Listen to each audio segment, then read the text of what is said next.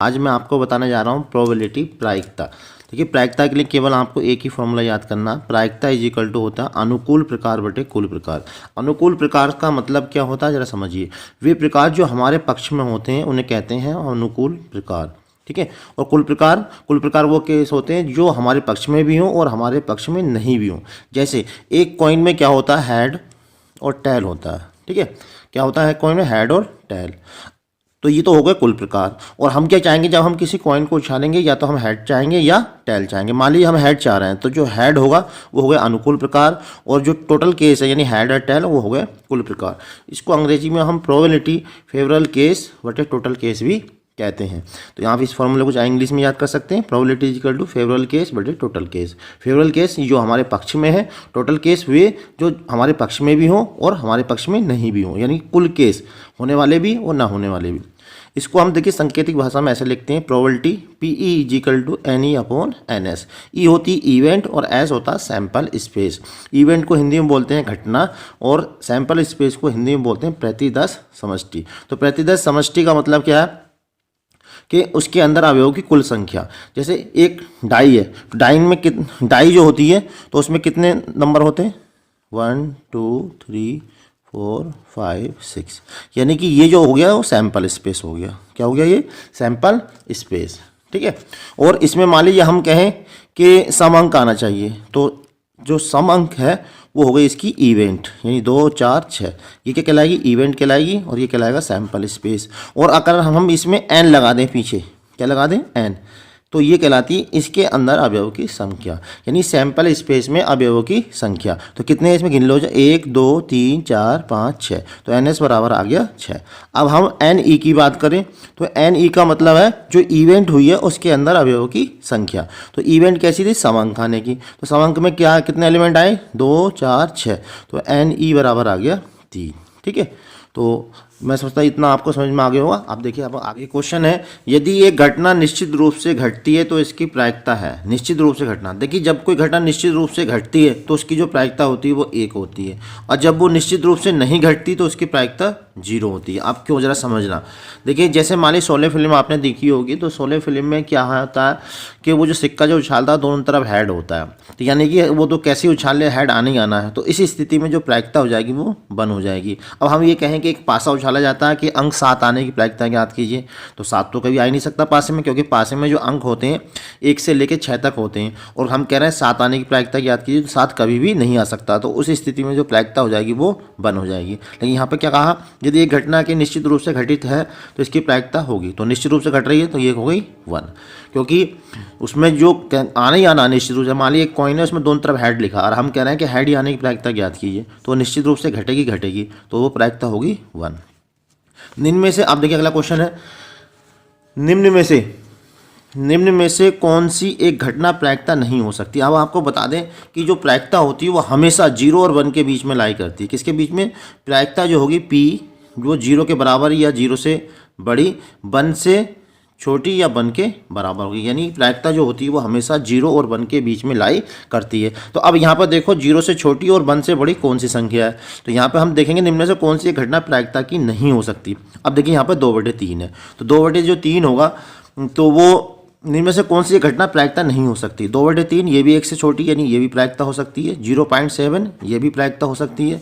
0.15 ये भी हो सकती है, लेकिन ये कभी भी प्रायिकता नहीं हो सकती। आप देखिए क्यों नहीं हो सकती, क्योंकि यहाँ पे जो 1.5 है वो 1 से ज़्यादा है, इसलिए ये प्रायिकता कभी भी नहीं हो सकती। अब देखिए नेक्स्ट क्वेश्चन की ओर चलते हैं हम। नेक्स्ट क्वेश्चन क्या है, देखिए ये नेक्स्ट क्वेश्चन है, ये निम्न में से कौन सी घटना की प्रायिकता हो सकती है। अभी हमने आपको बताया था, उसी के आधार पर आप इसका आंसर दे सकते हो। तो बताइए, देखिए कौन सी घटना प्रायिकता की हो सकती है। क्या ये हो सकती है, बिल्कुल नहीं हो सकती, क्योंकि माइनस चिन्ह आ गया। क्या ये प्रायिकता हो सकती है, बिल्कुल नहीं हो सकती, क्योंकि 1 से ज़्यादा हो गया। क्या ये घटना हो सकती है, देखिए 18, छोटी संख्या ऊपर है नीचे है बड़ी, जब छोटी संख्या को बड़ी संख्या से भाग देंगे तो वह हमेशा 1 से छोटी आएगी। किससे छोटी आएगी, 1 से छोटी, तो इसका मतलब ये प्रायिकता हो सकती है। क्या ये प्रायिकता हो सकती है, ये बिल्कुल नहीं हो सकती, क्योंकि ये भी संख्या जो है 1 से बड़ी है। ऊपर बड़ी संख्या नीचे छोटी संख्या, जब भाग देंगे तो ये जो संख्या आएगी वो हमेशा 1 से बड़ी आएगी, इसलिए ये प्रायिकता नहीं हो सकती। अब देखिए क्वेश्चन नंबर नेक्स्ट है, समझेंगे क्वेश्चन को। यदि एक घटना के घटित होने की प्रायिकता P है तो उस घटना के घटित न होने की प्रायिकता क्या है। अब आपको बता दें हम किसी भी घटना के घटने, मान लीजिए P है घटना घटने की प्रायिकता और घटना न घटने की जो प्रायिकता है वो Q है, इनका जो टोटल होता है वो हमेशा 1 होता है। दोबारा समझिए, किसी घटना के घटने और न घटने की प्रायिकता का जो जोड़ होता है वो कितना होता है, 1 होता है। तो यहाँ पर देखिए घटना घटने की प्रायिकता P दे रखी है, तो घटना के न घटने की प्रायिकता हमसे पूछी है, तो घटना न घटने की प्रायिकता कितनी हो जाएगी, P को हम इधर ले जाएंगे 1 - P, यानी कि टोटल प्रायिकता होती है 1। अगर हमें घटना घटने की प्रायिकता मालूम है और न घटने की निकालनी है तो उसे 1 में से माइनस कर देते हैं।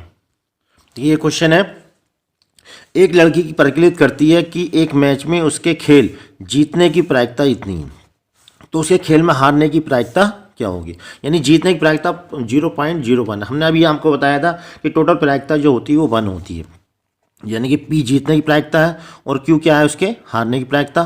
टोटल कितना होता है इनका, 1 होता है। अब देखिए जीतने की प्रायिकता कितनी है हमारे पास, 0.08, ठीक है। तो अब हारने की निकालनी है तो क्या करना है, हमें 1 में से माइनस कर देना। तो 1 में से कैसे माइनस करेंगे, पहले लिखेंगे देखिए ऐसे, कितना माइनस करना, 0.08, तो इसको माइनस करेंगे, 10 में से 8 गए 2 और ये बचा 9, कितने आगे 0.92, तो उसके हारने की प्रायिकता कितनी हो गई, 0.92। अब इसी को अगर आपको परसेंटेज में चेंज करना है तो आप इसे जो है 100 से मल्टीप्लाई कर देंगे तो ये परसेंटेज में भी निकल के आ जाएगी। तो परसेंटेज में कितने परसेंट आ जाएगी, 92%, ठीक है। तो उसके हारने की प्रायिकता कितनी हो गई, 0.92। अब देखिए अगला क्वेश्चन है, दो मित्रों का जन्म, तो समझे, देखिए क्वेश्चन बढ़िया है। दो मित्रों का जन्म वर्ष 2000 में हुआ था, प्रायिकता ज्ञात कीजिए कि उनका जन्म एक ही है। आप जरा ध्यान देंगे, एक होता है लीप ईयर और एक होता है नॉन लीप ईयर। कैसा, एक लीप ईयर लीप ईयर और दूसरा होता है non leap year, non leap year.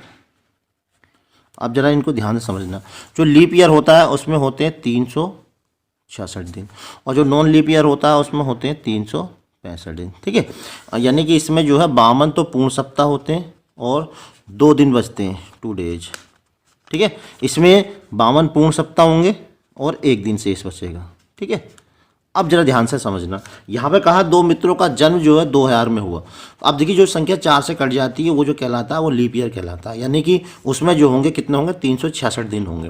परिकलित कीजिए कि उनका जन्म एक ही है, यानी एक ही दिन हुआ, तो 366 में केवल एक ही दिन जन्म हुआ। तो जो हम चाह रहे हैं, फॉर्मूला क्या प्रायिकता का, हमने अभी फॉर्मूला बताया प्रायिकता का, PE बराबर NE/NS, ये बताया, ठीक है।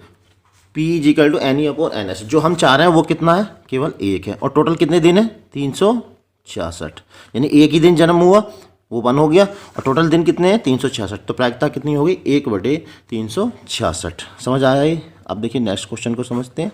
नेक्स्ट क्वेश्चन क्या है, नेक्स्ट क्वेश्चन यहाँ देखिए, नेक्स्ट क्वेश्चन है, शब्द अपाला से एक अक्षर चुना जाता है, अक्षर ए के चुनने की प्रायिकता ज्ञात कीजिए। तो फॉर्मूला क्या बताया हमने प्रोबेबिलिटी का, PE, एक ही फॉर्मूला है, अनुकूल प्रकार बटे कुल प्रकार, या शॉर्टकट में इसको ऐसा लिख सकते हैं, PE = NE/NS, ठीक है। E का मतलब इवेंट, S का मतलब सैंपल स्पेस और E का मतलब उस इवेंट की प्रोबेबिलिटी। तो हम यहाँ पर देखिए अपाला में कितने वर्ड हैं, 1 2 3 4 5 6 वर्ड है, ठीक है। और हमें क्या निकालना, वर्ड ए की प्रायिकता निकालनी। तो ए कितने बार आया हुआ, 1 2 3 4, यानी जो हम चाह रहे हैं वो कितना है, 4। अब टोटल कितने हैं, टोटल नीचे लिखने, 1 2 3 4 5 6, टोटल है 6। अब इसको काट देंगे, देखिए 2 3 4 2 3 6, तो प्रायिकता कितनी आ गई, 2/3, ठीक है। अब देखिए अगला क्वेश्चन है, दो सिक्के एक साथ उछाले जाते हैं, अधिक से अधिक एक पट आने की प्रायिकता ज्ञात कीजिए। अब देखिए जब हम 2 सिक्के एक साथ उछालेंगे तो सैंपल स्पेस क्या होगा, सैंपल स्पेस का मतलब प्रतिदर्श समष्टि। 2 सिक्के एक साथ उछालेंगे तो ये होगा हेड हेड हो सकता है, ठीक है। एक हेड एक टेल हो सकता है, एक टेल एक हेड हो सकता है, या दोनों में टेल टेल हो सकता है, ठीक। तो इसका NS कितना हो गया, NS का मतलब सैंपल स्पेस में अवयव की संख्या गिन लीजिए, 1 2 3 4, तो NS बराबर हो गया 4। अब देखो इसमें इवेंट क्या होगी, इवेंट पहले निकालिए। इवेंट का मतलब जो हमसे पूछा गया। क्या पूछा गया कि दो सिक्के एक साथ उछाले जाते हैं अधिक से अधिक एक पट, यानी अधिक से अधिक एक पट। एक तो ये हो गया, एक ये हो गया। देखिए एक बात बता दें, एक पट तो ये होता है चित पट, पट का मतलब टैल, अधिक से अधिक एक टैल निकालना। ठीक है, तो एक टैल इसमें है, एक टैल इसमें, और अधिक से अधिक कह रहा है यानी कोई भी नहीं हो सकता है। तो कुल मिला के इवेंट क्या हो गई, वो इवेंट हो गई एच एच एच टी और टी एच। ठीक है, अब इसमें एन लगा देंगे। एन का मतलब हो जाएगा इसके अंदर अवयव की संख्या। तो अवयव की अवयव की संख्या कितनी होगी, 3। तो प्रोबेबिलिटी कितनी होगी, फॉर्मूला क्या प्रोबेबिलिटी का, P E is equal to N E upon N S. ठीक है, और ई बराबर कितना है 3 और एन एस बराबर कितना 4। तो प्रोबेबिलिटी कितनी होगी 3/4। अब देखिए नेक्स्ट क्वेश्चन है एक पासे सॉरी एक पासे की फेंक में विषम संख्या आने की प्रायिकता ज्ञात कीजिए। एक पासे की फेंक में विषम संख्या, तो पहले आपको बता दें कि जो पासा होता है उसमें क्या होता है, 1 होता है, 2 होता है, 3 होता है, 4 होता है, 5 और 6। ठीक है, ये तो हो गई इसकी इवेंट। अब इसमें निकालनी संख्या, संख्या लगा लेंगे, एन लगा देंगे पीछे। तो एन एस कितना हो जाएगा, गिन लीजिए इसमें कितने 6। अब हम कैसी इवेंट चाह रहे हैं, हम चाह रहे हैं कैसा अंक आना चाहिए। इवेंट ऐसी है कि एक पासे को फेंक में विषम संख्या आनी चाहिए। तो इसमें विषम संख्या है वो छांट लीजिए। विषम संख्या 1 है, 3 है और 5। देखिए ये हो गई विषम संख्या की इवेंट। अब इसमें निकालनी संख्या, संख्या से मतलब एन ई, एन का मतलब होता है उसके अंदर अवयव की संख्या। तो अवयव की संख्या कितनी है इसके अंदर 3। अब हमें क्या निकालनी, प्रोबेबिलिटी विषम संख्या आने की। तो फॉर्मूला होता है प्रायिकता इज इक्वल टू अनुकूल प्रकार बटे कुल प्रकार। या तो आप पूरा फॉर्मूला लगा दें या शॉर्ट फॉर्मूला ये लगा सकते हैं। प्रोबेबिलिटी क्या होगी, N E upon N S.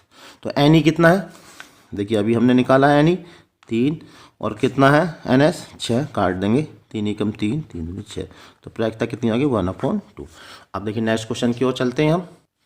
देखिए क्वेश्चन है 3 सिक्के एक साथ उछाले जाते हैं तब कोई चित्र न प्राप्त करने की प्रायिकता ज्ञात कीजिए। आप देखिए 3 सिक्कों के उछाल में सैंपल स्पेस क्या बनेगा। पहले तो हम ये लिख लेते हैं सैंपल स्पेस। तो सैंपल स्पेस क्या बनेगा, 3 सिक्के उछालेंगे, पहले 2 हेड, 3 हेड, फिर 2 हेड। 2 हेड कैसे कैसे हो सकते हैं, 1 2 एच टी और टी एच एच और टी एच टी एच और क्या हो सकता है 2 हेड। अब एक हेड कैसे हो सकता है, एच टी टी और टी एच टी और टी एच और तीनों टैल।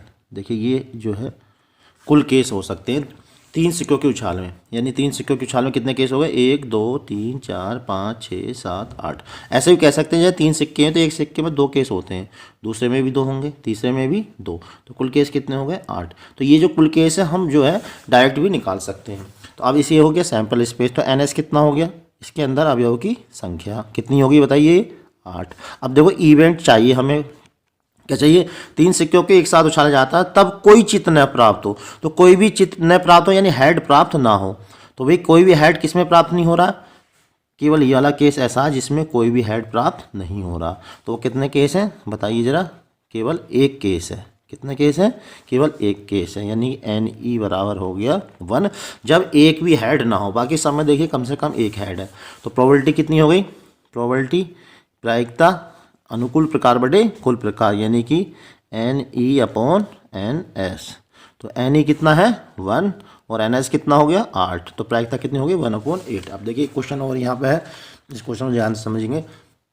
क्वेश्चन है 2 पासे एक साथ फेंके जाते हैं तो एक दिक् प्राप्त करने की प्रायिकता क्या है। यहाँ दिक् का मतलब क्या, दिक् का मतलब यह है कि पहले पासे में भी वही नंबर आना चाहिए और दूसरे पासे में भी यही नंबर आनी है। अगर पहले पासे में 1 आता है तो दूसरे में भी 1 आना चाहिए। तो ऐसे कितनी घटना है ये हमें बताना।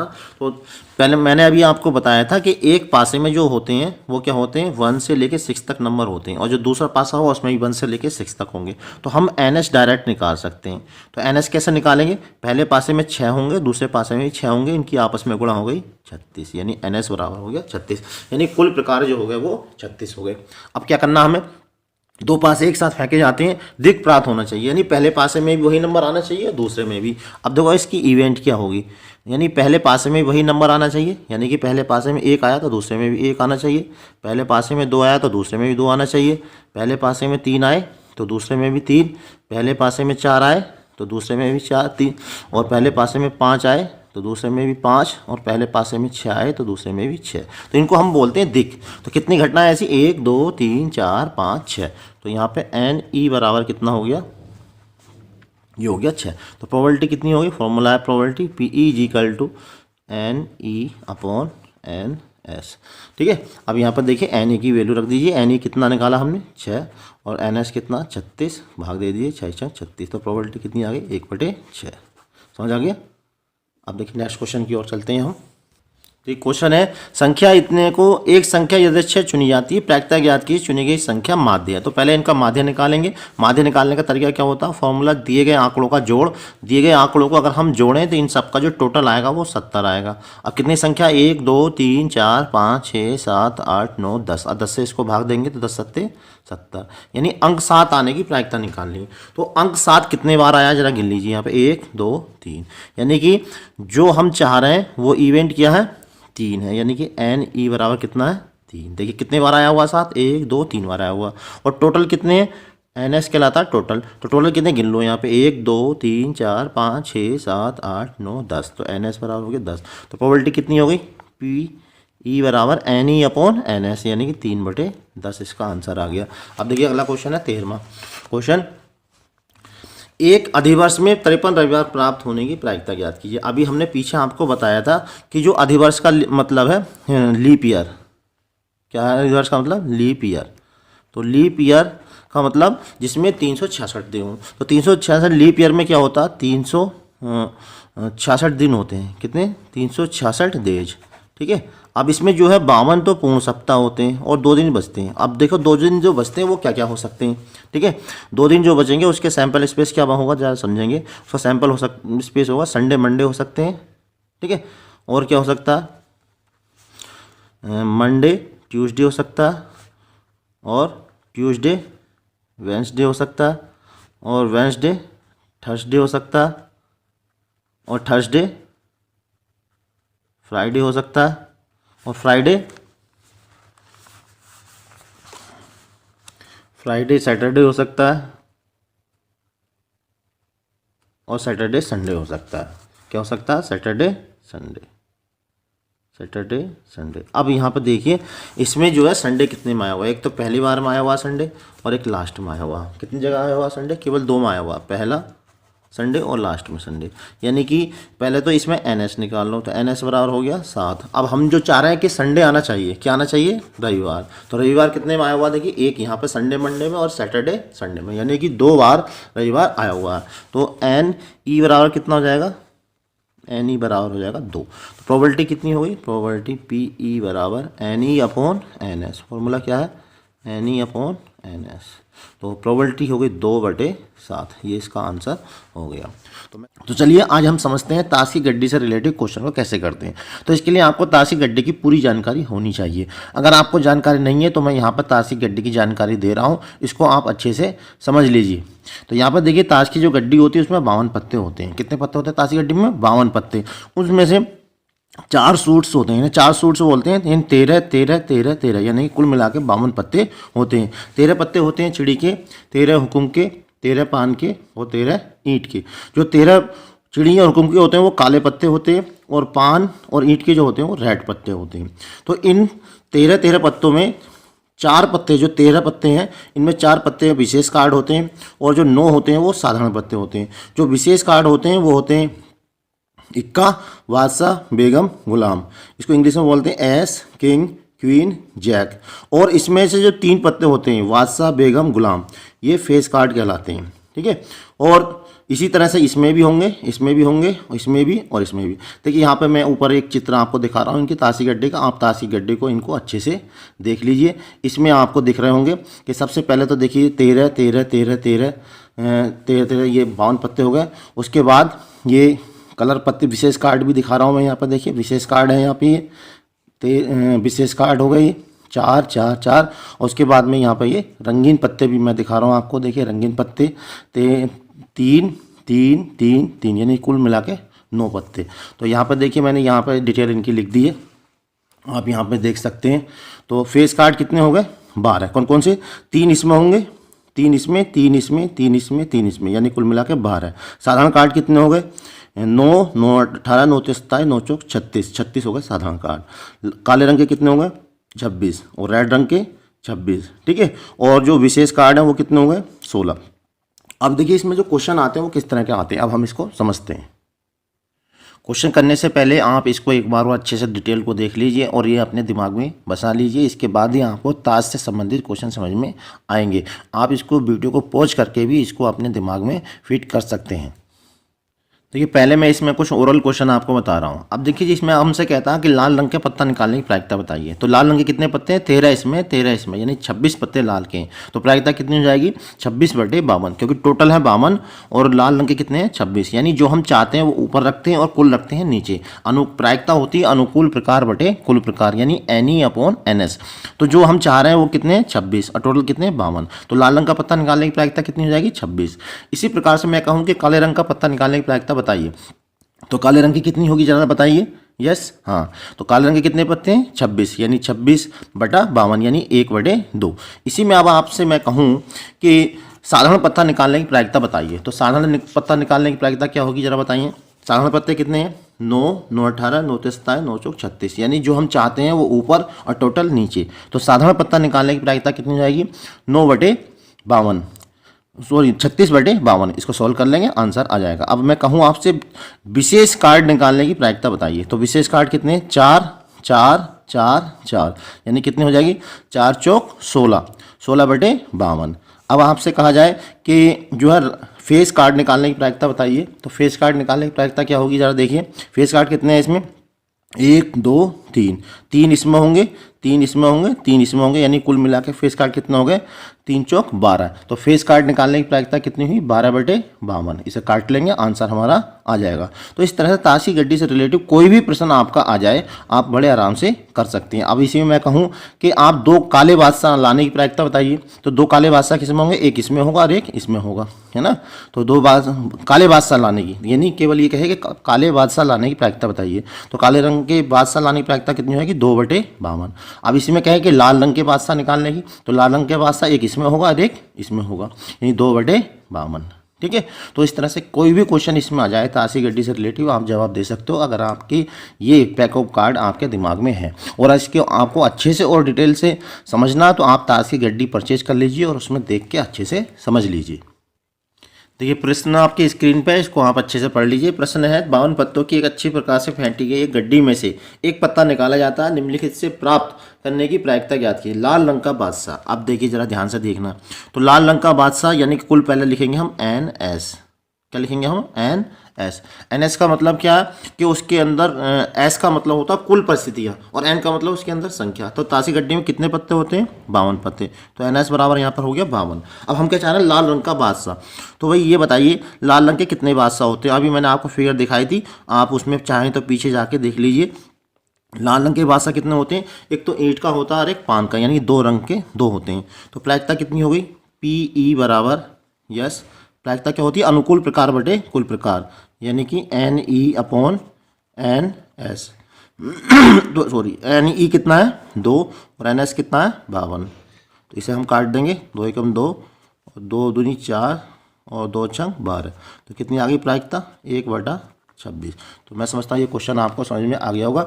अब देखिए दूसरा पार्ट है इसका, B पार्ट। एक फेस कार्ड अर्थात तस्वीर वाला पत्ता। तो तस्वीर वाले पत्ते की इवेंट बताइए क्या होगी, यानी कि ये तो हो गया A पार्ट, ठीक है। अब B पार्ट समझिए। देखिए B पार्ट में क्या कह रहा कि एक फेस कार्ड अर्थात तस्वीर वाला पत्ता। तो तस्वीर वाले कितने पत्ते हैं? 3 है एक में, और कुल मिलाकर 4 है। तो 3 कितने होगा फेस कार्ड, यानी कि NS तो अब भी वही रहेगा 52, ठीक है। NE कितना हो जाएगा, यानी जो हम चाह रहे हैं, वो कितना हो जाएगा? फेस कार्ड एक कार्ड में, यानी एक पैक में जो है 3 है फेस कार्ड लाल रंग के, और कुल मिलाकर 4 सूट्स हैं। तो 4 में कितना होगा? 3 चौक 12। तो प्रायिकता कितनी हो जाएगी? PE बराबर NE/NS। NE/NS ये फॉर्मूला है प्रायिकता, या तो हिंदी में लिख दीजिए आप पूरा। प्रायिकता बराबर अनुकूल प्रकार बटे कुल प्रकार, और यहाँ पे अनुकूल प्रकार हो गए 12, कुल प्रकार हो गए 52। अब इसको हम भाग दे देंगे कितने से? 4 तिया 12, 4 एकम 4, 4 तिया 12। तो आंसर कितना हो गया 3/13। मैं समझता ये क्वेश्चन आपको समझ में आ गया होगा। अब देखिए अगला पार्ट। अब देखिए नेक्स्ट क्वेश्चन है लाल रंग की तस्वीर वाला पत्ता। देखिए लाल रंग की तस्वीर, एक तो 3 लाल रंग की तस्वीर वाले जो पत्ते एक तो ईंट में होंगे और पान में होंगे, यानी 3 पत्ते तो हो गए। तो इसके लिए NE बराबर कितना हो जाएगा, तो 3 पत्ते तो हो जाएंगे ईंट के लाल रंग के और 3 पत्ते हो जाएंगे किसके, पान के, यानी कुल मिलाकर कितने हो गए 6। और NS वही रहेगा, NS तो एक ही रहता सभी के लिए। तो NS बराबर है कितना 52। तो प्रायिकता कितनी हो जाएगी PE बराबर, प्रायिकता PE बराबर NE/NS। देखिए एक ही फॉर्मूला यूज कर रहा हूँ मैं, इसी से सारे क्वेश्चन कराने का प्रयास कर रहा हूँ। तो P प्रायिकता हो जाएगी NE/NS यानी कि 6/52। अब इसको भाग दे लेंगे तो 3 दूनी 2 तिया 6 और 2 दूनी 4, 2 छः 12, यानी कि प्रायिकता हो गई 3/26। अब चलते हैं डी पार्ट की ओर। देखिए डी पार्ट क्या है इसका समझेंगे। डी पार्ट है पान का गुलाम। तो भाई पान के गुलाम कितने हैं जरा बताएंगे। तो पान का गुलाम क्या होता है, एक ही तो है पान का गुलाम। तो NE बराबर कितना हो गया यहाँ पे 1, ठीक है, और NS बराबर कितना हो गया 26। तो प्रायिकता कितनी हो गई, प्रायिकता PE, चाहे हिंदी में लिख दीजिए फॉर्मूला, प्रायिकता इक्वल टू अनुकूल प्रकार बटे कुल प्रकार। मैंने पहली वीडियो में बहुत अच्छे से इसको बताया है। तो अनुकूल प्रकार हो गया 1 और कुल प्रकार हो गए 26। तो प्रायिकता हो गई 1/26। अब देखिए हम चलते हैं इसका CD की पार्ट। इसका जो D पार्ट है इसको देखिए, D तो हो गया हाँ। अब E पार्ट, E पार्ट की ओर देखिए। E पार्ट क्या है इसका समझिए। E पार्ट क्या है, E पार्ट है सॉरी हुकुम का पत्ता। तो हुकुम के पत्ते कितने होते हैं बताइए। NE बराबर हो जाएगा यहाँ पर 13 पत्ते होते हैं हुकुम के। और NS यानी कुल कितने पत्ते हैं 52। तो प्रायिकता कितनी हो गई, प्रोबेबिलिटी PE बराबर NE/NS, NE/NS यानी कि 13/52। समझ आ रही। हुकुम के पत्ते कितने हैं 13, 13 चौक 52। तो आंसर कितना आ गया 1/4। अब देखिए इसका लास्ट पार्ट, एक ईंट की बेगम। तो ईंट की बेगम कितनी है, तो ईंट की बेगम तो एक ही है। तो ये पार्ट इसका F पार्ट। तो ईंट की बेगम कितनी है, एक ही है। तो ईंट की बेगम की प्रायिकता कितनी हो जाएगी, तो NE बराबर 1 और NS बराबर कितना 52। तो प्रायिकता कितनी हो जाएगी NE/NX यानी कि 1/52। प्रायिकता PE इक्वल टू आ जाएगा NE/NS यानी कि 1/52। तो ये इसका आंसर आ गया। मैं समझता हूँ ये क्वेश्चन आपको बहुत अच्छे से समझ में आ गया होगा। अब देखिए नेक्स्ट क्वेश्चन मैं बता रहा हूँ।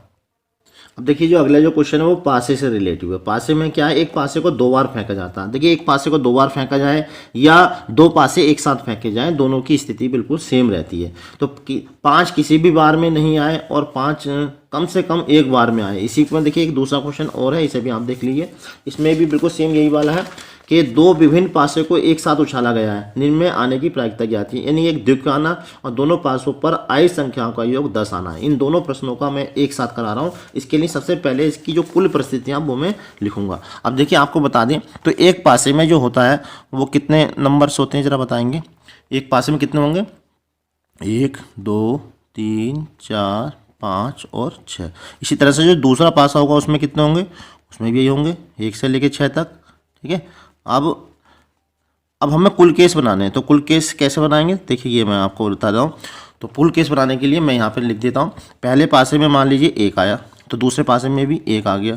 पहले पासे में 1 आया और दूसरे पासे में 2, पहले पासे में 1 और दूसरे पासे में 3, पहले पासे में 1 और दूसरे पासे में 4 और पहले पासे में 1 और दूसरे पासे में 5, और इस तरह से मैं लिखता हुआ चला जाऊँगा। तो इस तरह देखिए। अब देखिए यहाँ मैंने पूरे केस लिख दिए हैं, यानी कि 2 पासों में उछाल में जो कुल केस बनेंगे वो 36 बनेंगे। यहाँ पे देखिए एक कुल मिला के यहाँ पर ये 36 बन गए। अब इसमें सबसे पहला पार्ट ये है कि 5 किसी भी बार में नहीं आएगा। तो अब आप इसमें देख लीजिए कितने केस ऐसे हैं जिसमें 5 बिल्कुल भी नहीं है। तो एक तो इसमें 5 नहीं है, एक इसमें नहीं है, एक इसमें नहीं है, एक इसमें नहीं है और एक इसमें नहीं, यानी कुल मिला के इन 5 में 5 और एक 6 7 8 9 10, 11, 12, 13, 14, 15, 16, 17, 18, 19, 20 और उसके बाद देखिए यहाँ से बिल्कुल गायब हो गए 20, 21, 22, 23, 24 और ये 25, यानी 25 केस ऐसे हैं, यानी कि एन ई बराबर कितना हो गया, जो हम चाह रहे हैं वो कितना हो गया 25। ठीक है, और टोटल एन एस, एस का मतलब होता है सैंपल स्पेस ये वाला, और एन का मतलब होता है उसके अंदर अवयव की संख्या। तो अवयव कितने हैं इसके अंदर 36।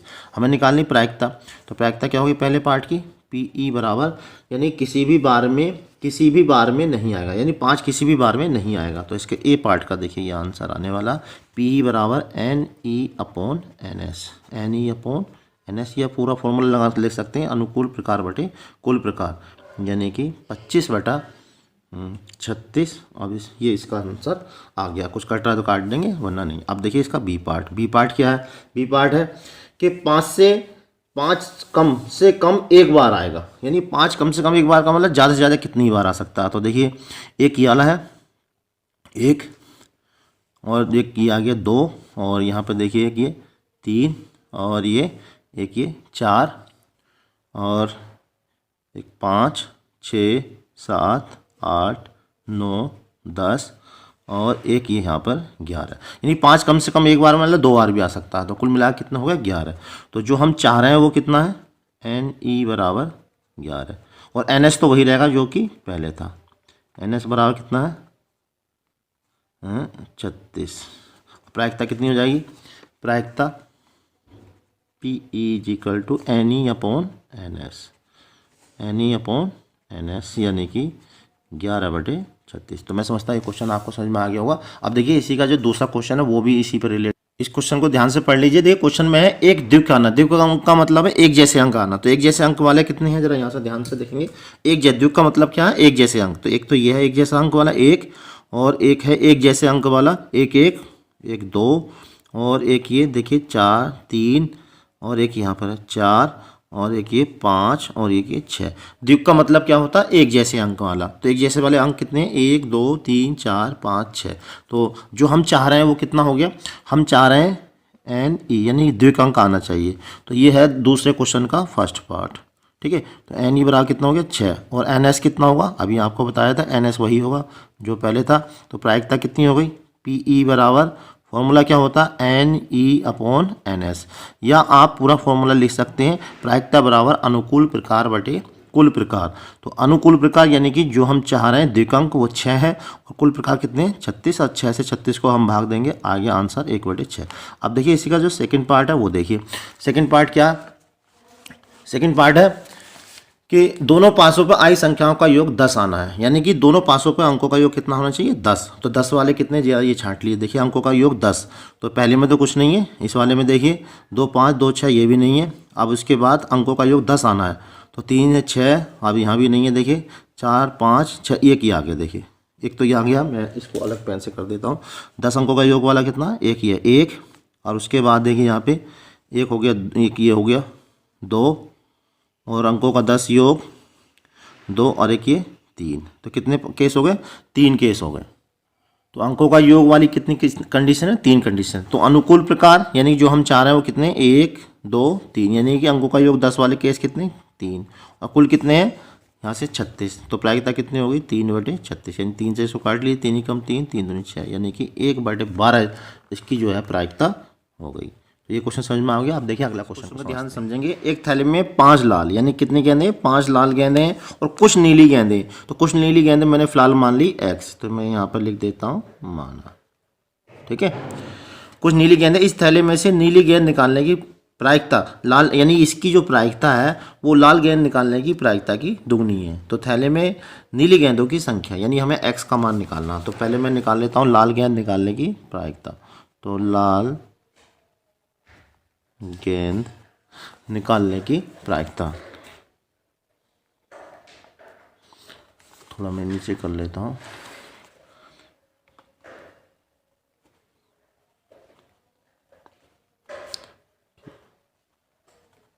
प्रायिकता, तो लाल गेंद निकालने की प्रायिकता कितनी होगी जरा बताएंगे, अनुकूल प्रकार बटे कुल प्रकार, यानी कि लाल गेंद कितनी है 5, और कुल कितनी है 5 + x। ठीक है, इस तरह निकालेंगे नीली गेंद निकालने की प्रायिकता, नीली गेंद निकालने की प्रायिकता। तो इसे अंतर करने के लिए मैं इसे कह देता हूँ PE1 और इसको कह देता हूँ PE2। तो नीली गेंद कितनी है x और टोटल कितनी हो गई 5 + x। ये वाली बात समझ में आ गई 5 + x। अब देखिए क्वेश्चन में क्या दे रखा है हमें दे रखा है कि जो है क्वेश्चन में पढ़ लीजिए एक बार हो। इसमें दे रखा है कि नीली गेंद निकालने की प्रायिकता यानी कि ये वाली ये लाल गेंद निकालने की प्रायिकता की दुगनी है यानी कि गिवन दैट दिया है। क्या दे रखा हमें PE2 बराबर डबल PE1। समझ में आ गई। अब देखिए नीली गेंद निकालने की प्रायिकता लाल गेंद निकालने की प्रायिकता की दुगनी है। तो अब हम यहाँ पे वैल्यू रख देंगे। तो PE2 कितना है x/5 + x। अब देखिए 2 ऐसे ही रहेगा। PE1 कितना है 5/5 + x। अब देखिए यहाँ से 5 + x है 5 + x कैंसिल हो गया। अब इसको सॉल्व कर लेते हैं। यहाँ पर देखिए तो x यहाँ ऐसे ही रहेगा और 5 दूनी 10। तो कितनी गेंदें आ गई 10। तो इसका आंसर आ गया 10। तो नीली गेंदों की संख्या कितनी हो गई 10। अगर आपका कंसेप्ट क्लियर हो गया है तो अब जब हम ऑब्जेक्टिव क्वेश्चन कराने जा रहे हैं MCQ कराने जा रहे हैं उन्हें करने में आपको कोई भी प्रॉब्लम नहीं आएगी। आप फटाफट मेरे से पहले आंसर दे सकते हैं। तो जो भी क्वेश्चन है आप उनके आंसर मेरे से पहले कमेंट बॉक्स में दे सकते हैं क्योंकि ये जो MCQ हम करा रहे हैं वो आपकी प्रैक्टिस के लिए करा रहे हैं। तो लीजिए ये आ गए MCQ 1 से लेकर 4 तक के क्वेश्चन है, छोटे छोटे क्वेश्चन है। अगर आपका कंसेप्ट क्लियर है तो इनके आंसर आप देख के ही दे सकते हैं। जैसे कि सबसे पहला क्वेश्चन देखिए है ई कोई घटना है और PE और P डैश का मान होगा। यानी ई कोई घटना है तो घटना के न होने की जो प्रोबेबिलिटी होती है घटना और ई घटना है न होने की जो घटना होती है वो डैश होती है सर। ठीक है। और टोटल प्रोबेबिलिटी हम जानते हैं कितनी होती है किसी घटना के घटने और न घटने यानी किसी भी इवेंट के होने और न होने की जो प्रोबेबिलिटी होती है वो 1 होती है। तो इसका राइट ऑप्शन हो गया B। नेक्स्ट है कि किसी घटना की प्रायिकता नहीं हो सकती यानी किसी भी इवेंट की प्रोबेबिलिटी नहीं हो सकती। तो कौन सी ऐसी इवेंट है जिसकी प्रोबेबिलिटी नहीं हो सकती 1 0.1 -7 0.2। तो इसका राइट आंसर है C क्योंकि प्रोबेबिलिटी कभी भी जो है वो माइनस में नहीं हो सकती। निश्चित घटना की प्रोबेबिलिटी होती है निश्चित घटना की प्रायिकता। घटना में बोल रहे तो इवेंट निश्चित का मतलब फाइनाइट से सर्टेन। तो what the probability of certain event. तो we know that probability of certain event that is 1 यानी कि किसी भी निश्चित घटना की जो प्रोबेबिलिटी होती है वो 1 होती है। जैसे अभी हमने एग्जाम्पल बताया था शोले फिल्म में हेड आने की जो प्रोबेबिलिटी है वो 1 है क्योंकि निश्चित रूप से आएगा ही आएगा। ठीक है। जैसे हम कहें आपका बर्थडे आने की प्रोबेबिलिटी तो बर्थडे तो आने ही आना है तो उसकी प्रोबेबिलिटी 1 होगी। हम कहें कि रविवार आने की प्रायिकता तो रविवार तो निश्चित रूप से आएगा इसलिए रविवार आने की जो प्रोबेबिलिटी होगी प्रायिकता होगी वो 1 होगी। इनमें से किसी घटना की प्रायिकता नहीं हो सकती यानी इसमें से कौन सी ऐसी इवेंट है जिसकी प्रोबेबिलिटी नहीं हो सकती। Which of the following event does not exist probability. तो इसमें से कौन सी है देखिए जो माइनस में कभी भी प्रोबेबिलिटी नहीं होती। तो इसका राइट आंसर है ए। देखिए क्वेश्चन नंबर 5 6 7 जैसा कि मैंने बताया था ये प्रैक्टिस के लिए है तो आप कमेंट बॉक्स में जल्दी से इनके आंसर फटाफट पहले ही 5 6 7 के लिख दें। किसी घटना की प्रायिकता नहीं होती है तो अब इसमें बताना है कि कौन सी ऐसी इवेंट है जिसकी प्रोबेबिलिटी नहीं होती है। तो which of the following event does not exist probability.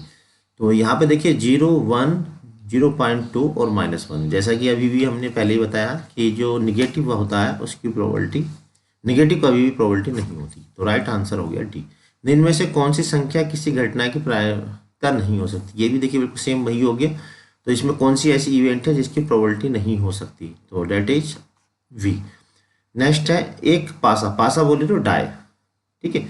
Die फेंकने पर 3 आने की प्रायिकता होगी तो उस पर 3 यानी 3 आने की जो प्रोबेबिलिटी क्या होगी। अगर हम एक डाई को फेंकें ठीक है तो अगर हम किसी डाई को फेंकें तो उस पर 3 आने की प्रायिकता। तो पासे पे हम जानते हैं जो पासा होता उस पर जो अंक होते हैं वो क्या होता 1 2 3 4 5 और 6। ठीक है। और हमसे कह रहा है 3 तो 3 इसमें कितने आ रहा है केवल 1 आ रहा है यानी कि NE बराबर 3 है और NS बराबर 6। तो प्रोबेबिलिटी हो जाएगी 1/6 यानी कि राइट आंसर हो जाएगा इसका बी। लीजिए क्वेश्चन नंबर 8, 9, 10 स्क्रीन पे है, जल्दी से इनके फटाफट आंसर आप कमेंट बॉक्स में दे दीजिए। एक पासा फेंकने पर एक अभाज्य संख्या प्राप्त होने की प्रायिकता है। तो पासा डाई फेंकने पर एक अभाज्य संख्या यानी prime number. What is the probability getting prime number throw a die. तो किसी डाई को हम थ्रो करें तो उस पर प्राइम नंबर आने की प्रोबेबिलिटी क्या होगी। तो पहले पता होना चाहिए प्राइम नंबर कौन कौन से होते हैं। तो सबसे पहले प्राइम नंबर होता है 2, फिर होता है 3, उसके बाद होता है 5। यानी कि जो हम चाह रहे हैं वो 3 नंबर है। और टोटल कितने होते हैं पासे में होते हैं 6, यानी 3/6 यानी 3/6। और इसे सॉल्व करेंगे कितना आ जाएगा 1/2। तो right answer is a. Next है दो पासे को एक साथ फेंकने पर। देखिए दो डाई हैं, उनको एक साथ थ्रो किया गया है, दोनों पर समान संख्या, यानी इसको दूसरे वर्ड में द्विक भी बोलते हैं। समान संख्या यानी सेम नंबर आने की प्रोबेबिलिटी क्या होगी। ठीक है, तो 2 डाई हैं, उनको एक साथ थ्रो किया गया है, तो उन पे जो बिल्कुल सेम टू सेम नंबर आने चाहिए, इसकी प्रोबेबिलिटी क्या होगी। तो देखिए जो टोटल केस होते हैं यानी कि NS होते हैं, पासे में जो होते हैं 1 से लेकर 6 तक होते हैं, जो दूसरा पासा होगा उसमें भी 6 होंगे, तो टोटल केस हो जाएंगे 36। अब जो हम चाह रहे हैं वो कितने हो जाएंगे, इसे बोलते हैं NE। हम जो चाह रहे हैं वो सेम टू सेम नंबर होना चाहिए। तो वो क्या क्या हो सकता है, 1 1 हो सकता है, 2 2 हो सकता है, 3 3 हो सकता है, 4 4 हो सकता है, 5 5 और 6 6। यानी ऐसे केस जो हो जाएंगे वो 6 हो जाएंगे। प्रोबेबिलिटी होती है NE/NS यानी 6/36 यानी 6/36, 6 1/6। तो राइट आंसर हो गया इसका बी। एक सिक्के को एक बार उछालने पर चित बोले तो हेड। ठीक है, getting the what is the probability getting head throw a coin. तो किसी कॉइन को what is the probability getting head throw a coin. तो किसी कॉइन को अगर हम इस थ्रो करते हैं तो उस पर हेड आने की प्रोबेबिलिटी क्या होगी। तो ये तो आप जानते होंगे। तो टोटल केस होते हैं 2 और हमसे पूछा हेड, तो हेड आने की प्रोबेबिलिटी हो जाएगी 1/2। तो राइट आंसर हो गया सी। क्वेश्चन नंबर 11 12, दो सिक्के उछालने में 2 पट पाने की प्रायिकता ज्ञात कीजिए। देखिए getting the probability what is the probability getting tail throw a 2 coin. ठीक है, 2 कॉइन को एक साथ उछाला जाता है, तो उस पर 2 पट चित्तपट का मतलब टेल। तो हमें जो है टेल लाने की प्रोबेबिलिटी बतानी है, और कितने 2। तो देखिए जब 2 सिक्के को एक साथ उछालेंगे तो क्या क्या आ सकता है, हेड हेड आ सकता है, हेड टेल आ सकता है, टेल हेड आ सकता है, या टेल टेल आ सकता है। ठीक है, हमसे क्या 2 सिक्के उछालने पर 2 टेल। तो 2 टेल किस में है, इसमें, वो केवल एक ही केस है। और जो टोटल कितने 4, तो आप प्रायिकता होगी 1/4। नेक्स्ट है 52 पत्तों की अच्छी तरह से फेंटी गई गड्डी में से। देखिए जो ताश की होती है उसे बोलते हैं पैक ऑफ कार्ड। ठीक, तो 52 पत्तों की ये अच्छी तरह से फेंटी गई गड्डी में से, यानी एक पैक ऑफ कार्ड है 52 का, एक पत्ता निकाला जाता है तो इसके इक्का प्राप्त होने की प्रायिकता है। इक्का का मतलब होता है एस, तो इसका एस आने की प्रोबेबिलिटी हमें बतानी है।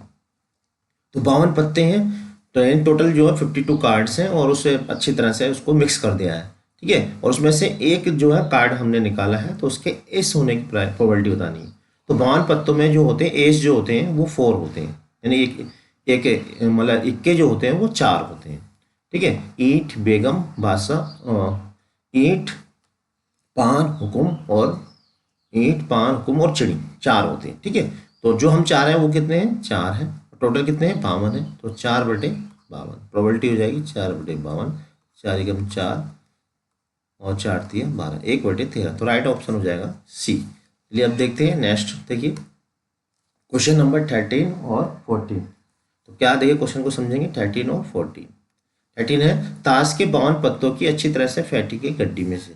ठीक है, एक पैक ऑफ कार्ड है जिसमें 52 कार्ड है, उसको अच्छी तरह से मिक्स किया गया, एक पत्ता निकाला जाता है, एक कार्ड उसमें से निकाल दिया, तो एक तस्वीर वाला प्राप्त होने की प्रायिकता ज्ञात की, यानी कि find the probability getting a colour card. ठीक है, तो कलर कार्ड की हमें प्रोबेबिलिटी हमें निकालनी है। टोटल जो है वो 52 कार्ड्स हैं। तो हम जानते हैं जो कलर कार्ड होते हैं किसी भी पैक ऑफ कार्ड में वो होते हैं 12।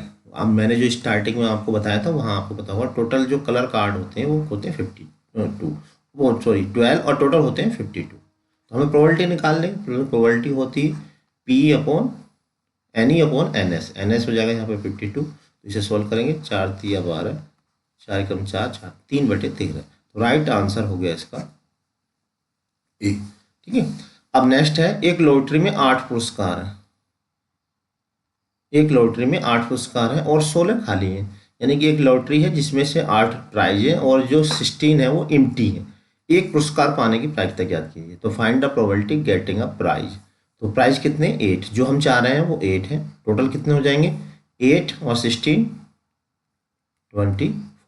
ठीक है, तो 4 दूनी 8, 4 तिया 8 तिया 24, 8 एकम 8, 8 तिया 24, तो 1/3। तो राइट आंसर हो गया बी। राइट, ये देखते हैं नेक्स्ट क्वेश्चन नंबर 15 और 16। जल्दी से इसका आंसर आप बता दीजिए, बहुत ही इजी क्वेश्चन है। देखिए, 20 टिकट जिन पे क्रमशः 1 2 3 4 20 लिखा है में से यदृच्छ, यदृच्छ का मतलब होता है रैंडम, एक टिकट निकाला जाता है। टिकट पे 5 के गुणज यानी 5 के मल्टीपल की संख्या होने की प्रोबेबिलिटी क्या है।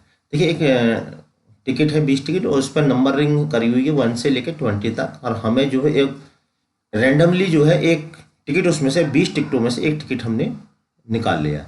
तो उस टिकट पे 5 का मल्टीपल होने की प्रोबेबिलिटी क्या होगी। 5 के गुणज का मतलब मल्टीपल, तो 5 का जो मल्टीपल होता है, एक तो 5 ही होता है, दूसरा 10 होता है, एक 15 होता है और एक ही 20 होता है। यानी कि जो हम चाह रहे हैं वो टोटल है 4, और टोटल कितने हैं, टोटल है 20। अब इसे सॉल्व कर लो, 4 एकम 4, 4 पंजे 20, तो राइट आंसर हो गया बी। राइट, नेक्स्ट, एक थैला है जिसमें 8 जो है रेड है और 2 जो है ब्लैक है, ठीक है, और 5 जो है सफेद वाइट गेंदे हैं। एक गेंद यदृच्छ निकाली जाती है, यदृच्छ का मतलब रैंडम, उस गेंद के काला न होने की प्रोबेबिलिटी निकालेंगे। तो find the probability getting non black ball in a bag. ठीक है, तो हमें निकालना, आप देखिए बैग में काला न होनी चाहिए, तो काली नहीं होनी चाहिए, कौन सी होनी चाहिए, लाल और सफ़ेद होनी चाहिए, यानी कि रेड और वाइट होनी चाहिए। तो रेड है कितनी, 8, और वाइट है 5, तो 8 और 5 कितने होंगे, 13। जो हम चाह रहे हैं वो है 13, और टोटल कितनी हो जाएंगी, इन सबको जोड़ लो, 8 है तो 10 और 5 15, तो राइट आंसर हो जाएगा 13/15 यानी कि बी। ये अब देखते हैं नेक्स्ट क्वेश्चन, क्वेश्चन 17-18। तो देखिए क्या है क्वेश्चन, एक थैले में 3 उजले, उजले का मतलब होता है थोड़ा चमकीले टाइप के, ठीक है, जो एक थैले में 3 उजले, 4 लाल और 5 काले गेंदे हैं। यदृच्छा एक गेंद निकाली जाती है, तो निकाली गई गेंद के न तो काला और न ही उजला होने की प्रायिकता निकाली। तो एक थैला है जिसमें जो है 3 जो ब्राइट, उजले का मतलब ब्राइट चमकीली है, और 4 जो रेड है, 5 ब्लैक गेंदे हैं। यदृच्छा एक गेंद निकाली जाती है, गेंदे न तो काला होनी चाहिए यानी कि ना ही तो ये होनी चाहिए, और न ही उजला यानी कि ना ही ब्राइट होनी चाहिए। तो कौन सी होनी चाहिए, रेड, यानी find the probability getting red ball from the given bag. तो हमें निकाली, तो हम जो चाह रहे हैं वो 4 हैं, टोटल कितने हो जाएंगे, 3 और 4 7 और 5 12, यानी 4/12। तो 4/12 कितना हो जाएगा, 4 4 4 1/3। तो राइट ऑप्शन हो गया सी। नेक्स्ट है, एक पासे पर जिसपे ABCDEF अंकित है, तो एक बार फेंका जाता है, ए प्राप्त होने की प्रायिकता ज्ञात कीजिए। देखिए देखिए, नंबरिंग की जगह क्या लिखा है, उस पर ABCDEF लिखा हुआ, तो हमें क्या निकालनी, प्रोबेबिलिटी ए लाने की। तो जो हम चाह रहे हैं वो 1 है, टोटल कितने हैं, 6, तो प्रोबेबिलिटी हो जाएगी 1/6, यानी राइट आंसर हो गया इसका ए। चलिए देखते हैं नेक्स्ट क्वेश्चन। अब देखिए आ गया है क्वेश्चन नंबर 19 और 20। देखिए अगर इतने क्वेश्चन आपने कर लिए हैं तो अब आप आंसर बड़े आराम से दे सकते हैं। एक सिक्के को उछालने पर पट आने की प्रायिकता, तो find the probability getting tail. ठीक है, चितपट, find the probability getting tail throw a coin. तो जानते हैं इसका तो आंसर है 1/2। 3 सही सिक्के उछाले जाते हैं, यानी 3 कॉइन एक साथ थ्रो किया जाता है, कम से कम 2 हेड आने की प्रोबेबिलिटी ज्ञात की। अब देखिए, जब 3 सिक्कों को उछालोगे तो क्या क्या केस बनेंगे, पहले हम लिख लेते हैं। क्या हो सकते हैं, 3 हेड और 2 हेड, 2 हेड ऐसे ऐसे हो सकते हैं, टेल हेड हेड और हेड टेल हेड। अब एक हेड कैसा हो सकता है, एक हेड टेल टेल और टेल हेड टेल और टेल टेल हेड, और एक भी हेड नहीं, यानी कि टेल टेल टेल। तो देखिए, जब 3 सिक्कों को एक साथ उछालेंगे तो टोटल केस जो बनेंगे 1 2 3 4 5 6 7 8 केस बनेंगे। हम क्या चाह रहे हैं, 3 सही सिक्के उछाले जाते हैं तो कम से कम 2 हेड, कम से कम 2 हेड का मतलब ज़्यादा से ज़्यादा 2 हेड भी हो सकते हैं। तो कम से कम 2 हेड किस पे हैं, देखिए इस पे भी कम से कम 2 हेड है, इस पे भी कम से कम 2 हेड है, इसमें भी कम से कम 2 हेड है, और इसमें भी कम से कम 2 हेड है। बाकी सब में एक हेड या एक भी हेड नहीं है। तो जो हम चाह रहे हैं वो है 4, टोटल है 8, यानी कि 4/8। तो इसकी प्रोबेबिलिटी हो जाएगी 1/2। तो इसका राइट आंसर हो गया 1/2। तो क्वेश्चन नंबर 21, 22 और 23, एक साथ दो पासे उछाले जाते हैं, प्राप्त संख्या का जोड़ 7 होने की प्रायिकता ज्ञात कीजिए। अब देखिए, जब दो पासे एक साथ उछालेंगे तो जो टोटल केस होंगे NS बराबर, एक पासे में जो होते हैं 6 होते हैं, ठीक है, दूसरे पासे में भी 6 होंगे, तो टोटल केस निकालेंगे, इनकी मल्टीप्लाई कर देते हैं, यानी कि 36 केस हो गए।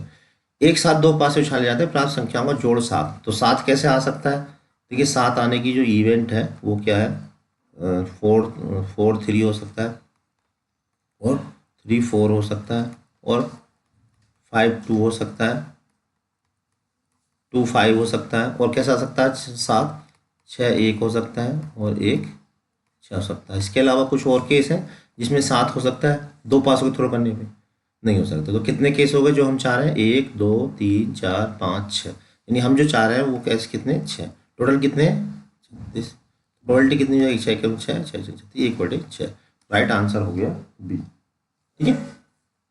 4 3 7, यानी जो टोटल है वो 7 आना चाहिए। दो जो डाई एक साथ थ्रो की तो टोटल जो होंगे वो 36 होंगे, और आने चाहिए कितना, 7। तो 4 3 3 4 5 2 2 5 6 1 1 6, इसके अलावा कोई और तो है नहीं, ठीक है। आप देखिए इनमें से कौन सी घटना की प्रायिकता नहीं हो सकती, तो कौन सी नहीं हो सकती ये हमें बताना, तो कौन सी नहीं हो सकती। तो जैसा कि आपको पता है, देखिए एक से ज़्यादा कभी भी प्रोबेबिलिटी नहीं होती, तो इसका राइट आंसर हो जाएगा ए। एक साथ दो सिक्के उछाले जाते हैं, कम से कम एक हेड आने की प्रायिकता, देखिए अभी हमने कराया था, तो getting the probability at least 1 head, यानी कम से कम एक हेड का मतलब एट लीस्ट 1 हेड, और दो कॉइन एक साथ उछाले जाते हैं तो कम से कम एक हेड आना चाहिए। तो देखिए कम से कम एक हेड का मतलब ज़्यादा से ज़्यादा ही हो सकती है। तो जब दो कॉइन को उछालेंगे तो क्या केस बनेंगे, दोनों पे हेड हो सकता है, एक हेड हो सकता है, हेड टेल टेल हेड, या दोनों पे टेल हो सकता है, ठीक है। वो क्या कह रहा है, एक साथ दो सिक्कों को उछालने में कम से कम एक हेड, तो कम से कम एक हेड किसमें, इसमें भी कम से कम एक हेड है, इसमें भी कम से कम एक हेड है, और इसमें भी कम से कम एक हेड है। एक केस ऐसा है जिसमें एक भी हेड नहीं है, तो प्रोबेबिलिटी कितनी हो जाएगी, 3/4, यानी राइट आंसर हो गया डी। चलिए देखिए क्वेश्चन नंबर 24 और 25 स्क्रीन पे, इनके जल्दी से आंसर दे दीजिए। एक थैले में 6 काले यानी ब्लैक और 8 उजले व्हाइट गेंदे हैं। कोई गेंद आकस्मिक यानी रैंडम रूप से निकाली गई है। इस गेंद के उजला यानी कि ब्राइट होने की प्रोबेबिलिटी निकालनी है। तो जो हम चाह रहे हैं वो कितने, 8 है, टोटल कितने हो जाएंगे 14। तो प्रोबेबिलिटी हो जाएगी 8/14। तो सही आंसर क्या होगा इसका, 4/7, यानी राइट आंसर हो गया बी। इनमें से किस घटना की प्रोबेबिलिटी नहीं हो सकती, तो which of the following event does not exist probability. अब देखिए प्रोबेबिलिटी जो मैक्सिमम होती है वो 1 होती है, और मिनिमम क्या होती है वो 0 होती है। 60% का मतलब तो हो गया 60/100, यानी 2 3 6 2 5 10, ये भी एक से कम है, ये भी एक से कम है, ये भी एक से कम है, तो ये नंबर ऐसा क्या एक से बड़ा है, इसलिए ये प्रोबेबिलिटी नहीं हो सकती। तो राइट आंसर हो गया इसका ए। तो राइट आंसर कौन सा हो गया इसका, ए इसका राइट आंसर हो गया, ठीक है। तो चलिए देखते हैं हम नेक्स्ट क्वेश्चन। देखिए क्वेश्चन नंबर 26 27 28 स्क्रीन पे है, जल्दी से इनके आंसर बता दीजिए। तो देखिए इनका आंसर, तो सबसे पहला जो क्वेश्चन है, किसी घटना ई के लिए निम्न में से कौन सी सही है। तो प्रोबेबिलिटी देखिए एक से अधिक तो होती नहीं है, इसका मतलब ये वाला तो आंसर होगा नहीं, ना ही 0 से छोटी होती है, ये भी आंसर नहीं होगा, और नेगेटिव में भी कभी प्रोबेबिलिटी नहीं हो सकती। लेकिन P=1 हो सकती है, एग्जैक्ट नहीं होता लेकिन हो सकती है, क्योंकि सर्टेन इवेंट होगी तब एक हो सकती है। तो राइट आंसर हो जाएगा इसका सी। एक असंभव घटना की प्रायिकता इम्पॉसिबल, तो इसमें से कौन सी इवेंट ऐसी है जो इम्पॉसिबल है, तो इम्पॉसिबल एक घटना की प्रायिकता, देखिए इम्पॉसिबल इवेंट होती है तो उसकी जो प्रोबेबिलिटी होती है वो 0 होती है। जैसे मैं कहूँ एक पासे में 7 अंक आने की प्रोबेबिलिटी, तो वो 0 हो जाएगी, ठीक है। मैं कहूँ किसी महीने में 32 आने की प्रायिकता, 32 तारीख आने की प्रायिकता, 32 डेट आने की प्रोबेबिलिटी, तो वो क्या हो जाएगी 0 हो जाएगी। किसी घटना की प्रायिकता का अधिकतम मान होता है, तो अधिकतम प्रोबेबिलिटी कितनी होती है 1, ये तो आपको पता ही है। तो हमारा ऑनलाइन टेस्ट चलता है। अगर आपको हमारे टेस्ट में पार्टिसिपेट करना है तो आप व्हाट्सएप ग्रुप से जुड़ सकते हैं। व्हाट्सएप ग्रुप से जुड़ने के लिए उसका लिंक हमने डिस्क्रिप्शन बॉक्स में दे रखा है, आप उससे टच करके उससे जुड़ जाएं और वहीं से आपको ग्रुप में जुड़ने की पूरी इन्फॉर्मेशन मिल जाएगी। उसमें जो टेस्ट होता है नहीं, क्या है, जो रेड रंग का बटन है इसे दबाकर हमारे चैनल को सब्सक्राइब कर लीजिए। एक बराबर में बेल का आइकन भी है, इसको भी दबा दीजिए ताकि नई वीडियो की जो नोटिफिकेशन है समय से आपको मिलती रहे। वीडियो के अंत में अगर आपको हमारे द्वारा बनाई गई वीडियो पसंद आए तो चैनल को लाइक और अपने फ्रेंड को शेयर करना बिल्कुल मत भूलिए। तो चलिए करते हैं वीडियो को स्टार्ट। तो यहाँ पर देखिए, सबसे पहले हम आपको बता रहे हैं कि एक्सपेरिमेंट क्या है। ठीक है, तो एक्सपेरिमेंट देखिए, दो प्रकार के एक्सपेरिमेंट होते हैं, रैंडम एक्सपेरिमेंट और डिटरमिनिस्टिक एक्सपेरिमेंट। तो रैंडम एक्सपेरिमेंट वो होते हैं कि जितने बार भी हम प्रयोग करें और उनके जो परिणाम है वो चेंज आए, यानी बदल जाए प्रयोग।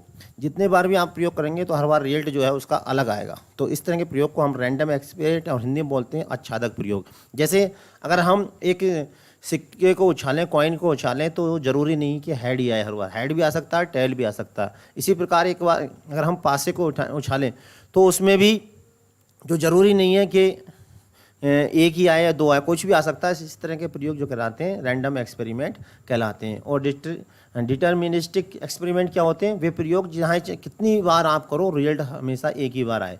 जैसे अगर आप कांच के गुटके का अपवर्तनांक निकालें तो हर बार 1.5 ही आएगा, आप चाहे किसी भी विधि से निकाल लीजिए। या यूँ कहें कि अगर हम किसी पिंड को ऊपर से गिराएं तो वो पिंड नीचे ही आएगा, ऊपर नहीं जाएगा। तो इस तरह की जो घटना होती हैं वो डिटर्मिनिस्टिक एक्सपेरिमेंट कहलाती हैं।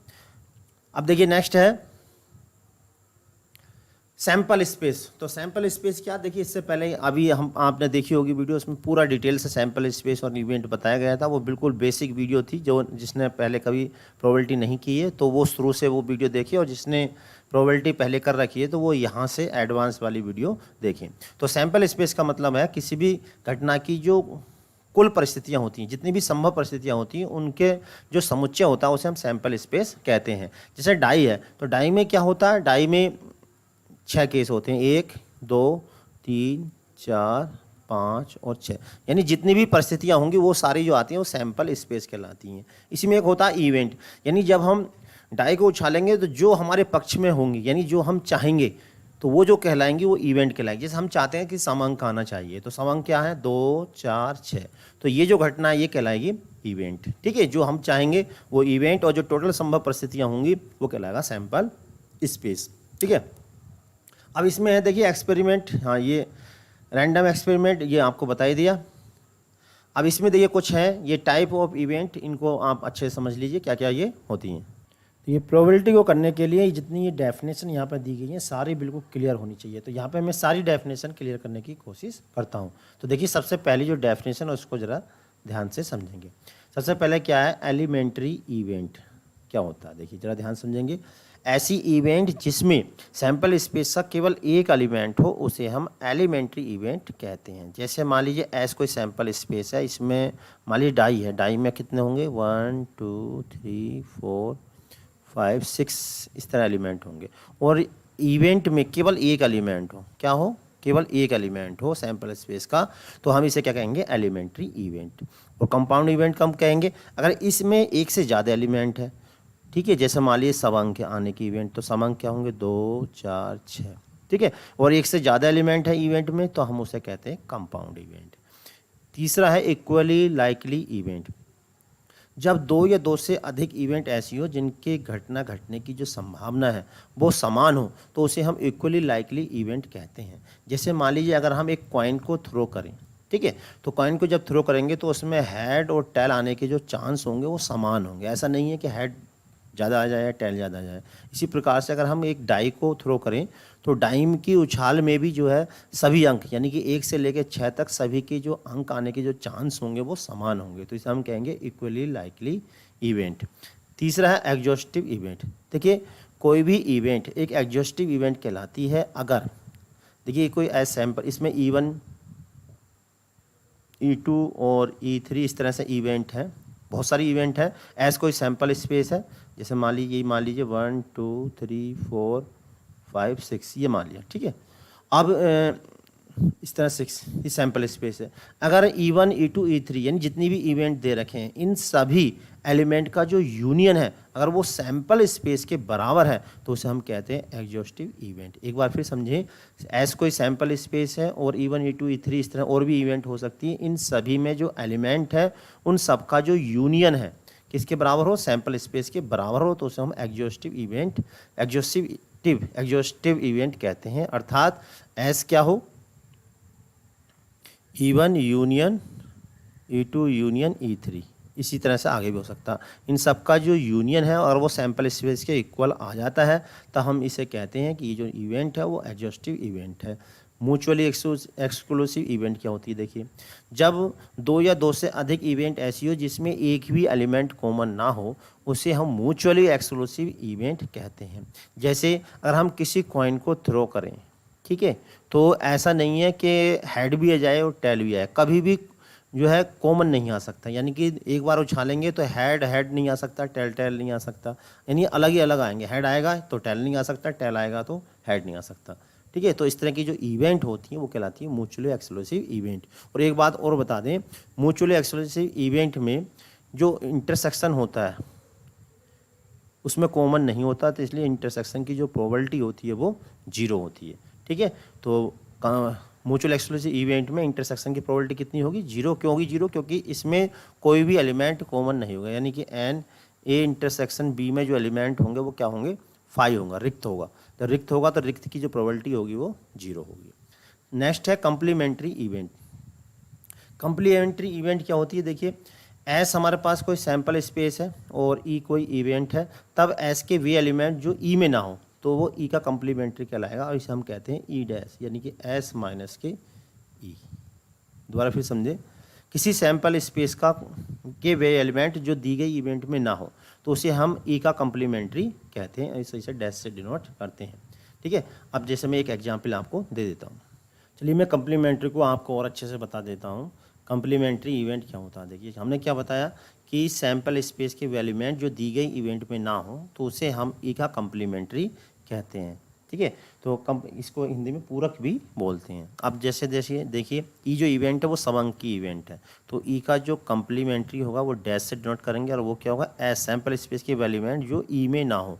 तो ऐसा कौन सा ऐसा एलिमेंट है जो ई में नहीं है, वो है 1 3 और 5, यानी कि 1 3 और 5 ये जो कहलाएगा ई का कंप्लीमेंट्री कहलाएगा। तो एक बार फिर समझे, सैम्पल स्पेस के एलिमेंट जो ई में ना हो तो वो ई का कंप्लीमेंट्री कहलाता है।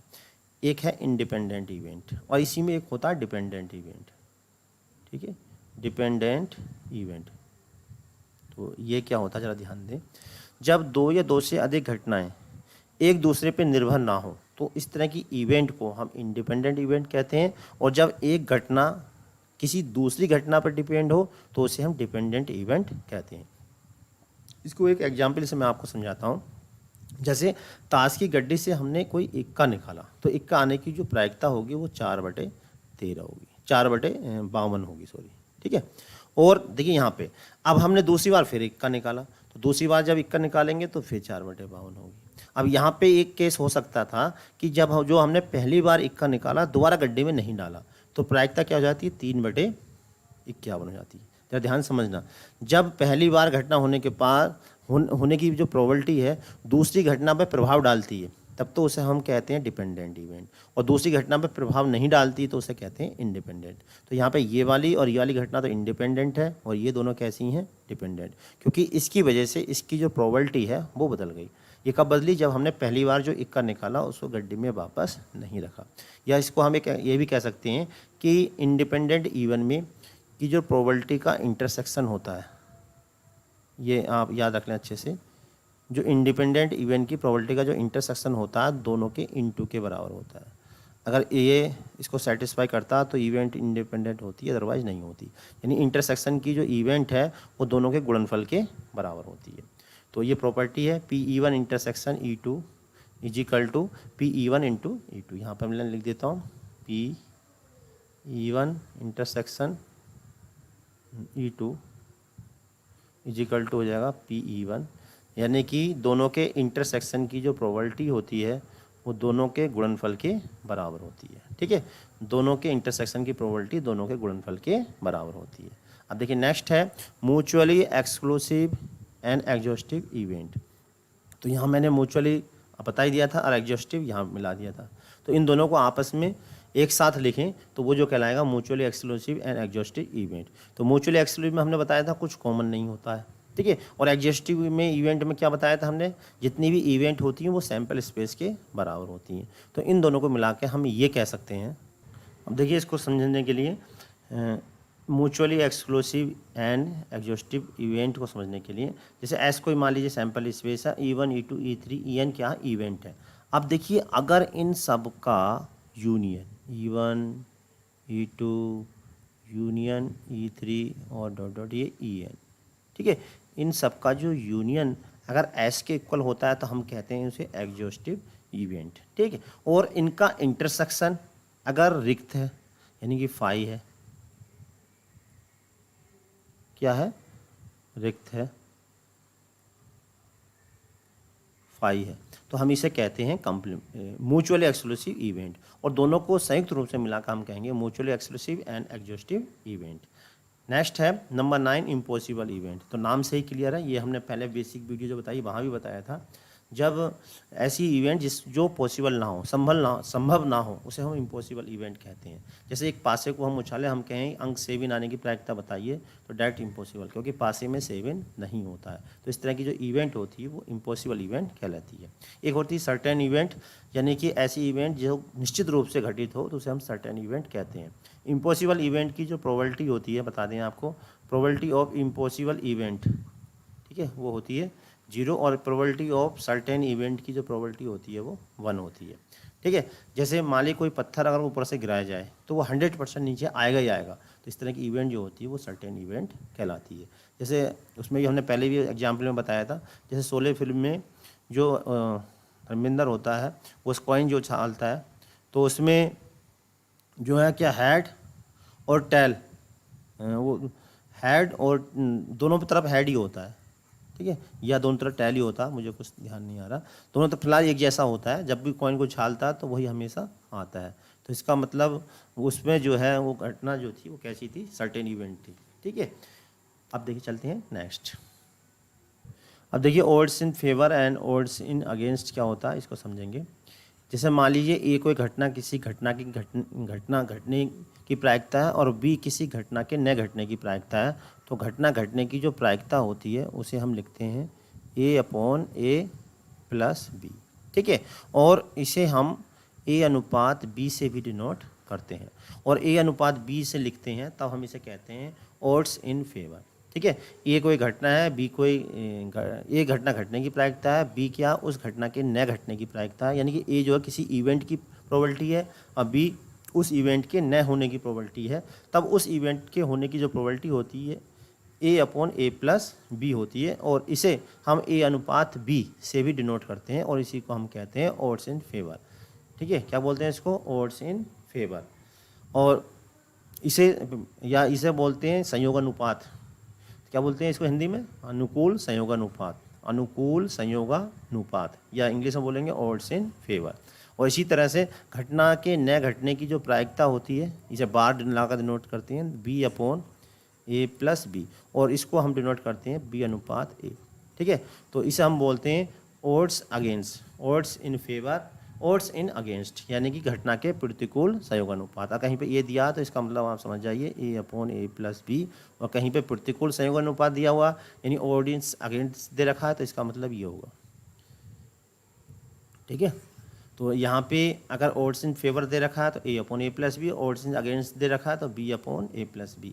यहाँ पे पहले जो होगी घटना घटने की प्रोबेबिलिटी होगी, और यहाँ पे जो पहला होगा घटना के न घटने की प्रोबेबिलिटी होगी। अब देख लेते हैं नेक्स्ट, एडिशन थ्योरम। देखिए एडिशन थ्योरम क्या होती है, जब दो या दो से अधिक घटना, पहले इसको अब देखिए इससे समझते हैं कि एडिशन थ्योरम क्या होती है। जैसे हमने ये फॉर्मूला देखा है P यूनियन B बराबर होता है PA प्लस PB माइनस के PA इंटरसेक्शन B। अब देखिए यहाँ पे अगर इवेंट कैसी हो, म्यूचुअली एक्सक्लूसिव हो। कैसी इवेंट हो, म्यूचुअली एक्सक्लूसिव। अगर म्यूचुअली एक्सक्लूसिव इवेंट है, हम जानते हैं कि जो उनका इंटरसेक्शन होता है और उसकी जो प्रोबेबिलिटी होती है वो कितनी होती है 0। तो ये वाला इतना पोर्शन क्या हो जाएगा 0 हो जाएगा। तो उस स्थिति में पी ए यूनियन बी बराबर हो जाएगा पी ए प्लस के पी बी। तो इसे हम कहते हैं एडिशन थ्योरम ऑफ प्रोबेबिलिटी। तो इसके एक ये भी है कि जब भी हो किसी क्वेश्चन में दिया होगा और या वर्ड उसके अंदर आए, क्या आए या वर्ड, और हिंदी में और वर्ड, इनमें से इंग्लिश में और हिंदी में या वर्ड आता है, तब A P A union B बराबर होता है P A plus P B. ठीक है। अब यहाँ पे देखिए इसमें भी अगर म्यूचुअल एक्सक्लूसिव इवेंट है तो ये भी 0 हो जाएगा, ये भी 0 हो जाएगा, ये भी 0 हो जाएगा और ये भी 0 हो जाएगा। तो क्या हो जाएगा P A union B union C is equal to हो जाएगा P A plus P B plus के पी सी, ये हो जाएगा। तो अगर ऐसा है तो इसे कहते हैं हम एडिशन थ्योरम ऑफ। तो इसमें क्या होता है, जब क्वेश्चन हम पढ़ते हैं तो उसमें ऑटोमेटिक या वर्ड आता है या इंग्लिश का और वर्ड आता है, तो वहाँ पर हम इन सबको प्लस कर देते हैं, तो ये कहलाती है एडिशन थ्योरम। अब देखिए इसके बाद है कंडीशनल प्रोबेबिलिटी। ये क्या होता है हम इसको अच्छे से समझते हैं। तो इसको हम बोलते हैं हिंदी में प्रतिबंधी प्रायिकता और इंग्लिश में बोलते हैं कंडीशनल प्रोबेबिलिटी। इसे क्या कहते हैं, जब कोई घटना घटने वाली हो और उस घटना घटने से पहले ही कोई दूसरी घटना घट जाए, तो इस तरह की जो प्रोबेबिलिटी होती है वो कहलाती है कंडीशनल प्रोबेबिलिटी। जरा ध्यान समझेंगे, जब कोई घटना घटने वाली हो और उससे पहले कोई दूसरी घटना घट जाए तो उस प्रोबेबिलिटी को हम कहते हैं कंडीशनल प्रोबेबिलिटी। जैसे हमें मालूम था कि किसी क्लास में ये बच्चा जो मैथ में कमज़ोर है, ठीक है, और हमें मालूम था कि मैथ में फेल हो सकता है, लेकिन जब रिजल्ट आया तो पता चला वो केमिस्ट्री में भी फेल हो गया। तो इस तरह की जो प्रोबेबिलिटी होती है वो कंडीशनल प्रोबेबिलिटी कहलाती है और इसको हम लिखते हैं पी ए अपॉन बी। जैसे किसी एक में फेल होने की प्रोबेबिलिटी निकालनी है, जैसे किसी सब्जेक्ट में उसके मैथ में फेल होने की प्रोबेबिलिटी निकालनी है जबकि वो केमिस्ट्री में पहले सही है, और इसका फॉर्मूला होता है P A intersection B upon P B, या इसको ऐसे भी ले सकते हैं P B upon A probability of, ऊपर तो इंटरसेक्शन ही आएगा ए इंटरसेक्शन बी, लेकिन नीचे जो आएगा वही आएगा जो यहाँ पर दे रखा है पी ए।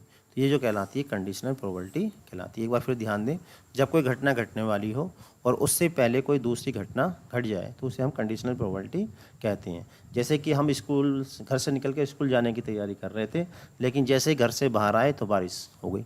तो क्या हुआ, जाने की तैयारी कर रहे थे स्कूल, लेकिन उससे पहले ही क्या हुआ, घर निकल जैसे घर से बाहर निकले तो बारिश हो गई, तो उससे ही पहले ही दूसरी घटना घट गई। तो इस तरह की कंडीशन को हम कहते हैं कंडीशनल प्रोबेबिलिटी। ठीक है। अब इसमें देखिए हम आपको समझाते हैं नेक्स्ट।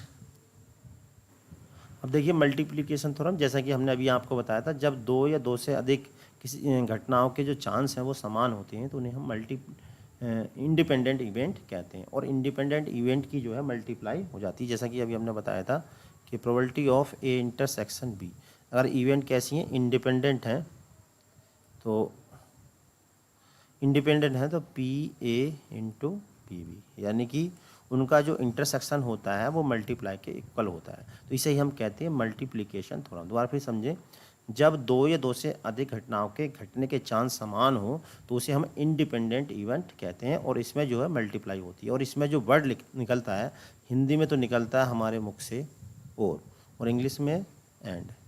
अगर ये वर्ड हमारे मुख से निकलता है तो घटना जो होती है वो मल्टीप्लिकेशन थ्योरम या इंडिपेंडेंट इवेंट कहलाती है। और इसी में अगर हम अभी जो हमने कंडीशनल प्रोबेबिलिटी बताई उसका यूज करें तो इसके हिसाब से देखिए अब क्या होता है, पी ए अपॉन बी बराबर होता है P A intersection B upon P B. ठीक है।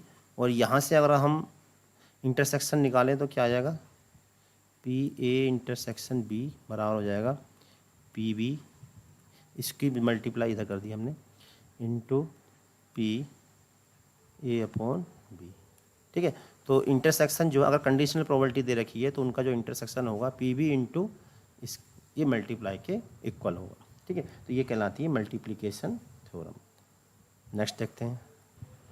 अब देखिए ये क्या होता है, लॉ ऑफ टोटल प्रोबेबिलिटी। मान लीजिए E1, E2, E3, En क्या है, इवेंट है, और वेयर इनका जो यूनियन है वो किसके बराबर है, S। और S के बराबर कब होता है, जब ये इवेंट एग्जॉस्टिव इवेंट हो, और इन सबका जो इंटरसेक्शन है E1, E2 कितना है 5, यानी कि रिक्त है, या जितना भी सबका n-1 intersection en is equal to 5, यानी इन सबका जो इंटरसेक्शन है वो रिक्त है और इन सबका जो यूनियन है वो s है, यानी कि ये दोनों एग्जॉस्टिव हैं और म्यूचुअली एक्सक्लूसिव भी हैं। तब ये जो इवेंट पी ई बराबर होता है P E one into P E upon E one, P E two into P E upon E two, और P E N into P E upon E N. ये जो कहलाती है लॉ ऑफ टोटल प्रोबेबिलिटी कहलाती है। इसको समझने के लिए मैं एक एग्जाम्पल आपको बताऊंगा, तभी आप इसको अच्छे से समझ पाएंगे। तो देखिए कल एग्जाम्पल क्या है इसको देखते हैं। चलिए देखिए इसको हम समझते हैं एक एग्जाम्पल के माध्यम से। जैसे मान लीजिए हमारे पास 3 थैले हैं, एक थैला E1, एक थैला 3 थैले हैं। मान लीजिए एक थैला A है और दूसरा थैला B है और तीसरा थैला जो है हमारे पास C है। या अब मान लीजिए चलो E1 E2 मान लेते हैं, E1 है और E2 और E3 3 थैले हैं, इसके हिसाब से मान लेते हैं हम, ठीक है। और इसमें भी रेड और ग्रीन बोले हैं और इसमें भी रेड ग्रीन है, रेड और ग्रीन, ठीक है। और जो ये थैला इसमें भी क्या है, रेड और ग्रीन बोले हैं। अब ज़रा ध्यान समझना, हम कहें कि किसी थैले से लाल गेंद निकालने की प्रायिकता निकालिए। क्या निकालनी? लाल गेंद निकालने की प्रायिकता। तो अब देखिए यहाँ पे लाल गेंद निकालने से पहले क्या हमें थैला चुनना पड़ेगा, ठीक है। लाल गेंद निकालने से पहले क्या करना पड़ेगा? थैला चुनना। देखिए लाल गेंद निकालने की प्रायिकता निकालनी जबकि पहले थैला चुनना पड़ेगा, लाल गेंद निकालनी जबकि पहले थैला चुनना पड़ेगा। तो कंडीशनल प्रोबेबिलिटी भी इसमें होती है।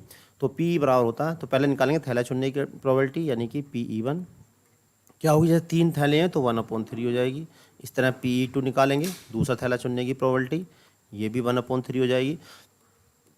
इस प्रकार तीसरा थैला चुनने की प्रोबेबिलिटी निकालेंगे, वो भी 1/3। अब उसके बाद निकालेंगे, देखिए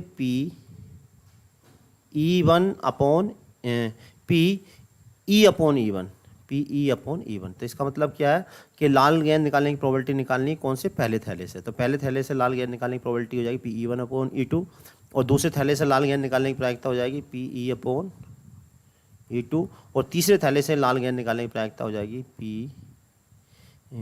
PE अपॉन E3, ठीक है।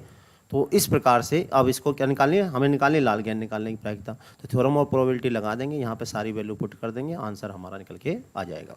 तो इस तरह के क्वेश्चन को करने के लिए हमें लॉ ऑफ टोटल प्रोबेबिलिटी का प्रयोग करना पड़ता है। अब देखिए इसी से है दूसरा बेस थ्योरम। अब बेस थ्योरम क्या है, इसको हम डिटेल से समझ। अब देखिए ये है बेस थ्योरम। बेस थ्योरम आपको तभी समझ में आएगी जब थ्योरम और टोटल प्रोबेबिलिटी समझ में आएगी, टोटल प्रोबेबिलिटी।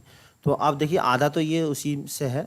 अब ध्यान देंगे, यहाँ वही बात है जैसे कि पहले भी अभी बताया था, E1 E2 EN क्या है? We mutually exclusive and exhaustive event. कहने का मतलब इन सब का जो यूनियन है वो सैंपल स्पेस के बराबर होगा और इन सब का जो इंटरसेक्शन है वो कैसा होगा?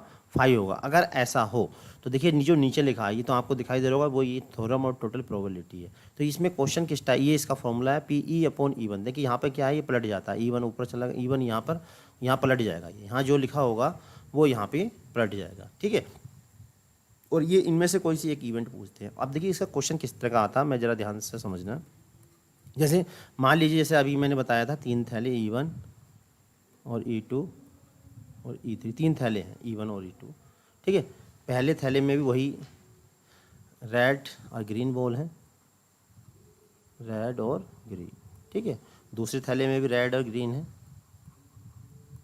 रेड ग्रीन, और जो तीसरा थैला उसमें भी रेड ग्रीन बॉल है, ठीक। अब जरा ध्यान समझना। अब इसमें क्या होगा, जैसे अगर थ्योरम और टोटल प्रोबेबिलिटी है तो उसमें यही कहेगा कि किसी थैले से लाल गेंद निकालने की प्रायिकता निकालिए, तब तो क्वेश्चन होगा थ्योरम और टोटल प्रोबेबिलिटी। अगर इसी क्वेश्चन में ये कह दे कि 3 थैले हमारे पास E1 E2 E3 3 थैले हैं, तो उनसे लाल गेंद निकालने की प्रायिकता निकालिए जबकि निकाली गई गेंद पहले थैले से, यानी ये चीज़ खोल दे उसमें कि निकाली गई गेंद कौन से थैले से है, तब ये जो क्वेश्चन होगा वो वेज थ्योरम का होगा, वेज थ्योरम की सहायता से होगा। तो पहले थ्योरम और टोटल प्रोबेबिलिटी से वही काम करेंगे जो हमने पहले किया था, यानी पहले थैला चुनने की प्रायिकता, दूसरा थैला चुनने की प्रायिकता, तीसरा थैला चुनने की प्रायिकता, उसके बाद पहले थैले से लाल गेंद निकालने की प्रायिकता, दूसरे थैले से लाल गेंद निकालने की प्रायिकता, तीसरे थैले से लाल गेंद निकालने की प्रायिकता। उसके बाद फिर हम क्या करेंगे, लाल गेंद निकालने की प्रायिकता जबकि गेंद दूसरे पहले थैले से निकाली गई है। अगर पहले थैले से निकाली गई है तो E1 लिखेंगे, और यदि गेंद दूसरे थैले से निकाली गई है तो यहाँ E2 लिख देंगे, और यदि गेंद तीसरे थैले से निकाली गई यहाँ पे E3 लिख देंगे। इसी प्रकार से जिस थैले से भी निकालेंगे वही यहाँ पर आपको लिखना है। तो इस तरह के क्वेश्चन जो हैं वो वेज थ्योरम से किए जाते हैं। अब देखिए रैंडम वेरिएबल क्या होता है, इसको समझने के लिए मैं यहाँ एक एग्जाम्पल के माध्यम से आपको समझाने की कोशिश करता हूँ। मान लीजिए हमारे पास दो से कॉइन एक साथ उछाले जाते हैं। जो पहला कॉइन होगा ए, उसमें भी क्या होगा, हेड और टेल होगा, और जो दूसरा कॉइन होगा बी, उसमें भी क्या होगा, हेड और टेल होगा। ज़रा ध्यान समझना। और इनकी जो कुल परिस्थितियाँ होंगी यानी सैंपल स्पेस होगा वो ये बनेगा, हेड हेड आ सकता है, दोनों दो कॉइनों को एक साथ उछालेंगे तो दोनों में हेड हेड आ सकता है, हेड टेल आ सकता है, टेल हेड या टेल टेल, ठीक है। और कम से कम एक हेड आने की जो इवेंट होगी वो ये होगी, कैसी, एट लिस्ट वन हेड। कितनी, एट लिस्ट वन हेड आने की जो इवेंट होगी वो क्या होगी, हेड हेड, हेड टेल या टेल हेड। अब देखिए यहाँ पे जो रैंडम वेरिएबल वो क्या होता है, ज़रा ध्यान समझेंगे।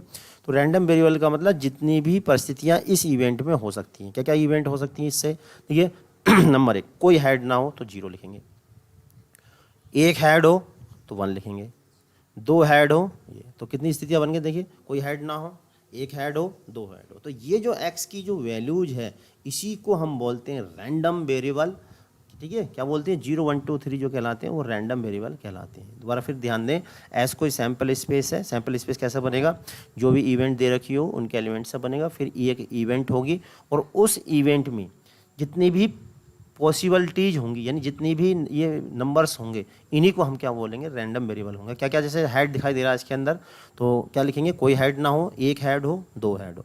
तो अब कोई हेड नहीं है तो इसका मतलब टेल टेल है, तो प्रोबेबिलिटी कितनी हो जाएगी, 1/4। अब इसमें एक हेड हो तो एक हेड की प्रोबेबिलिटी है कितने, दो केस हैं तो 2/4, और दो हेड हो इसके केस कितने, 1/4। और इसकी पहचान ये भी है कि इन सब का जो जोड़ है वो बन आना चाहिए। अगर जोड़ बन आता है तो इसका मतलब आपका जो है क्वेश्चन बिल्कुल ठीक है, ठीक है। ये जो रैंडम वेरिएबल लिए हैं वो आपने बिल्कुल सही लिए हैं। अगर इनका जोड़ बन नहीं आता तो इसका मतलब आपने जो ये वेरिएबल लिए हैं रैंडम वेरिएबल वो गलत हैं। तो इसके हिसाब से ही हम इसकी डेफिनेशन बना सकते हैं। चलिए आप देखते हैं नेक्स्ट, प्रोबेबिलिटी डिस्ट्रीब्यूशन। तो प्रोबेबिलिटी डिस्ट्रीब्यूशन क्या होता है, देखिए चलिए आप समझते हैं प्रोबेबिलिटी डिस्ट्रीब्यूशन क्या होता है। देखिए ये इसको समझने के लिए जैसे कि x1 x2 x3 क्या है, रैंडम वेरिएबल है, जैसा कि मैंने अभी आपको बताया था रैंडम वेरिएबल क्या होते हैं, ठीक है। अब px क्या है, इन रैंडम वेरिएबल की प्रोबेबिलिटीज है, ठीक। तो अब प्रोबेबिलिटी डिस्ट्रीब्यूशन क्या, इस सेट को यानी कि रैंडम वेरिएबल और उनकी प्रोबेबिलिटीज का जो सेट होता है इस ग्रुप को ही हम क्या बोलते हैं, प्रोबेबिलिटी डिस्ट्रीब्यूशन कहते हैं। यहाँ एक्स से मतलब क्या, जैसे कि ये मैंने पहले भी बताया था अभी आपको, एस क्या सैंपल स्पेस है, दो कॉइन है, हेड और पहले कॉइन में हेड और टेल, और दूसरा कॉइन है बी, इसमें भी हेड और टेल होगा। इन दोनों को जब थ्रो करेंगे तो ये केस बनेंगे 4 केस, और कम से कम एक हेड आने की जो इवेंट होगी वो ये होगी। और इसके जो रैंडम वेरिएबल होंगे क्या होंगे, यानी कि कोई हेड ना हो, एक हेड हो, दो हेड हो। तो कोई हेड ना हो इसकी प्रोबेबिलिटी 1/4, एक हेड हो इसकी प्रोबेबिलिटी कितनी, 1/4 देखिए, और दो हेड की प्रोबेबिलिटी कितनी जाएगी, 2/4, जैसे कि मैंने अभी भी आपको बताया था। तो दो हेड, एक दो, दो हेड है 2/4, और कोई हेड नहीं है तो इसका मतलब केवल टेल टेल है 1/4, और एक हेड है तो इसका मतलब इसमें है एक इसमें हेड है, तो एक हेड की प्रोबेबिलिटी कितनी हो जाएगी, एक हेड की प्रोबेबिलिटी 2/4, और एक नंबर 3, कोई हेड ना हो, एक हेड हो, एक हेड की प्रोबेबिलिटी 2/4, और दो हेड की प्रोबेबिलिटी कितनी हो जाएगी, 1/4। इन सब का जो टोटल है वो कितना आ रहा है, 1 आ रहा है, ठीक है। तो इस तरह से हम इसको लिखते हैं, और इस इतने समूह को हम जो बोलते हैं प्रोबेबिलिटी डिस्ट्रीब्यूशन बोलते हैं, और इसको हम इस तरह से लिखते हैं, ठीक है। अब देखिए हम नेक्स्ट आगे बताते हैं। चलिए आप समझते हैं probability distribution, probability distribution of district random variable. अब देखिए मान लीजिए P1 P2 P3 और Pn क्या प्रोबेबिलिटी हैं, और उनका जो जोड़ है वो कितना हो, अगर 1 हो तो हम उसे बोलते हैं probability distribution of discrete random variable. तो डिस्क्रीट रैंडम वेरिएबल अगर होते हैं तो उनका जो सम है वो 1 होता है, और इसको हम शॉर्ट में ऐसे भी लिखते हैं i varying from 1 to n pi = 1। और अगर probability of distribution of continuous random variable है तो हम उसका अगर हम इंटीग्रेट करें माइनस इन्फिनिटी प्लस इन्फिनिटी, तो उसका जो इंटीग्रेट होगा वो कितना होगा, 1 होगा। और एक बात और है कि इसका हम किसी भी कंडीशन में कहीं भी इंटीग्रेट कर दें, किसी भी फंक्शन का इंटीग्रेट कर दें तो वो 1 ही आता है। इसमें जो होता है जितने भी फंक्शन उन सबका ही हमें टोटल करना पड़ता है, और वो जो वैल्यू आती है 1 आती है। और टोटल प्रोबेबिलिटी 1 आती है तो हम टोटल प्रोबेबिलिटी का जोड़ 1 आता है तो उसे हम कहते हैं probability distribution of discrete random variable. और अगर हम उनका इंटीग्रेट करें और इंटीग्रेट बनाए, यानी कि जो भी फंक्शन हमें दे रखा है और उसमें दी गई लिमिट में अगर हम इंटीग्रेशन करें और वो 1 आए तो हम उसे कहते हैं कि ये जो है वो कंटिन्यूस रैंडम वेरिएबल है। और यहाँ पे जो एक्स होता है वो मान लीजिए जो लिमिट दी गई है उनके बीच में भी हो सकता है, यहाँ पे जो वेरिएबल होगा एक्स, या ऐसे भी हो सकता है उसमें इंक्लूड भी हो सकता है, और ऐसे भी हो सकता है कि एक इंक्लूड है और दूसरा बी जो वो एक्सक्लूड है, और ये भी हो सकता है कि बी तो इंक्लूड है लेकिन ए एक्सक्लूड है। तो इनमें चारों में से कोई सी भी कंडीशन इसमें हो सकती है। अगर चारों, ठीक है, तो इस तरह का जो प्रोबेबिलिटी डिस्ट्रीब्यूशन है वो कहलाता है कंटिन्यूस रैंडम वेरिएबल। ठीक है, तो अब देखिए चल समझते हैं नेक्स्ट। अब नेक्स्ट है मैथमेटिकल एक्सपेक्टेशन। देखिए ये क्या होता है, मैथमेटिकल एक्सपेक्टेशन क्या होता है, समझेंगे इसको बहुत अच्छे से। देखिए पी क्या है, कोई प्रोबेबिलिटी है, और एम वो धन है जो उस गेम में, कोई भी गेम जो चल रहा है, जो उस गेम को फिनिश होने पर मिलेगा। ठीक है, तब उस गेम और प्रोबेबिलिटी का जो गुणनफल होता है उसे हम बोलते हैं मैथमेटिकल एक्सपेक्टेशन।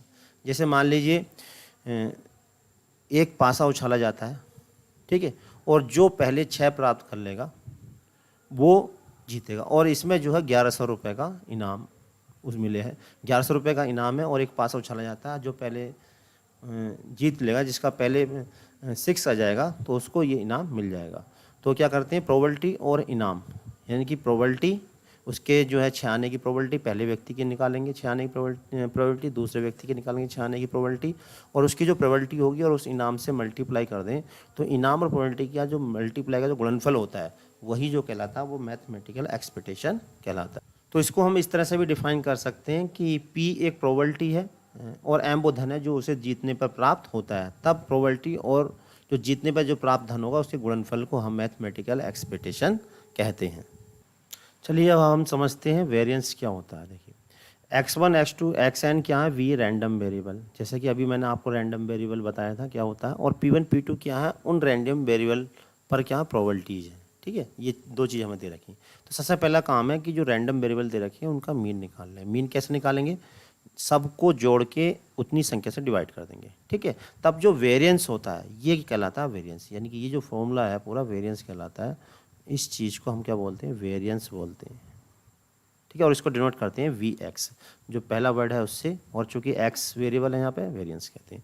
और कैसे निकालेगा, देखिए इस x1 में से ये मीन माइनस करेंगे, इस x2 में से ये मीन माइनस करेंगे, फिर x3 में से मीन माइनस, जितने भी ऐसे मीन माइनस करेंगे। तो इसे हम टेबल बना के इस तरह से निकाल लेंगे, यानी कि पहले तो लिखेंगे, क्या लिखेंगे, पहले एक्स और इसमें क्या लिख देंगे, जितनी भी वो दे रखे होंगी संख्या यहाँ लिख देंगे।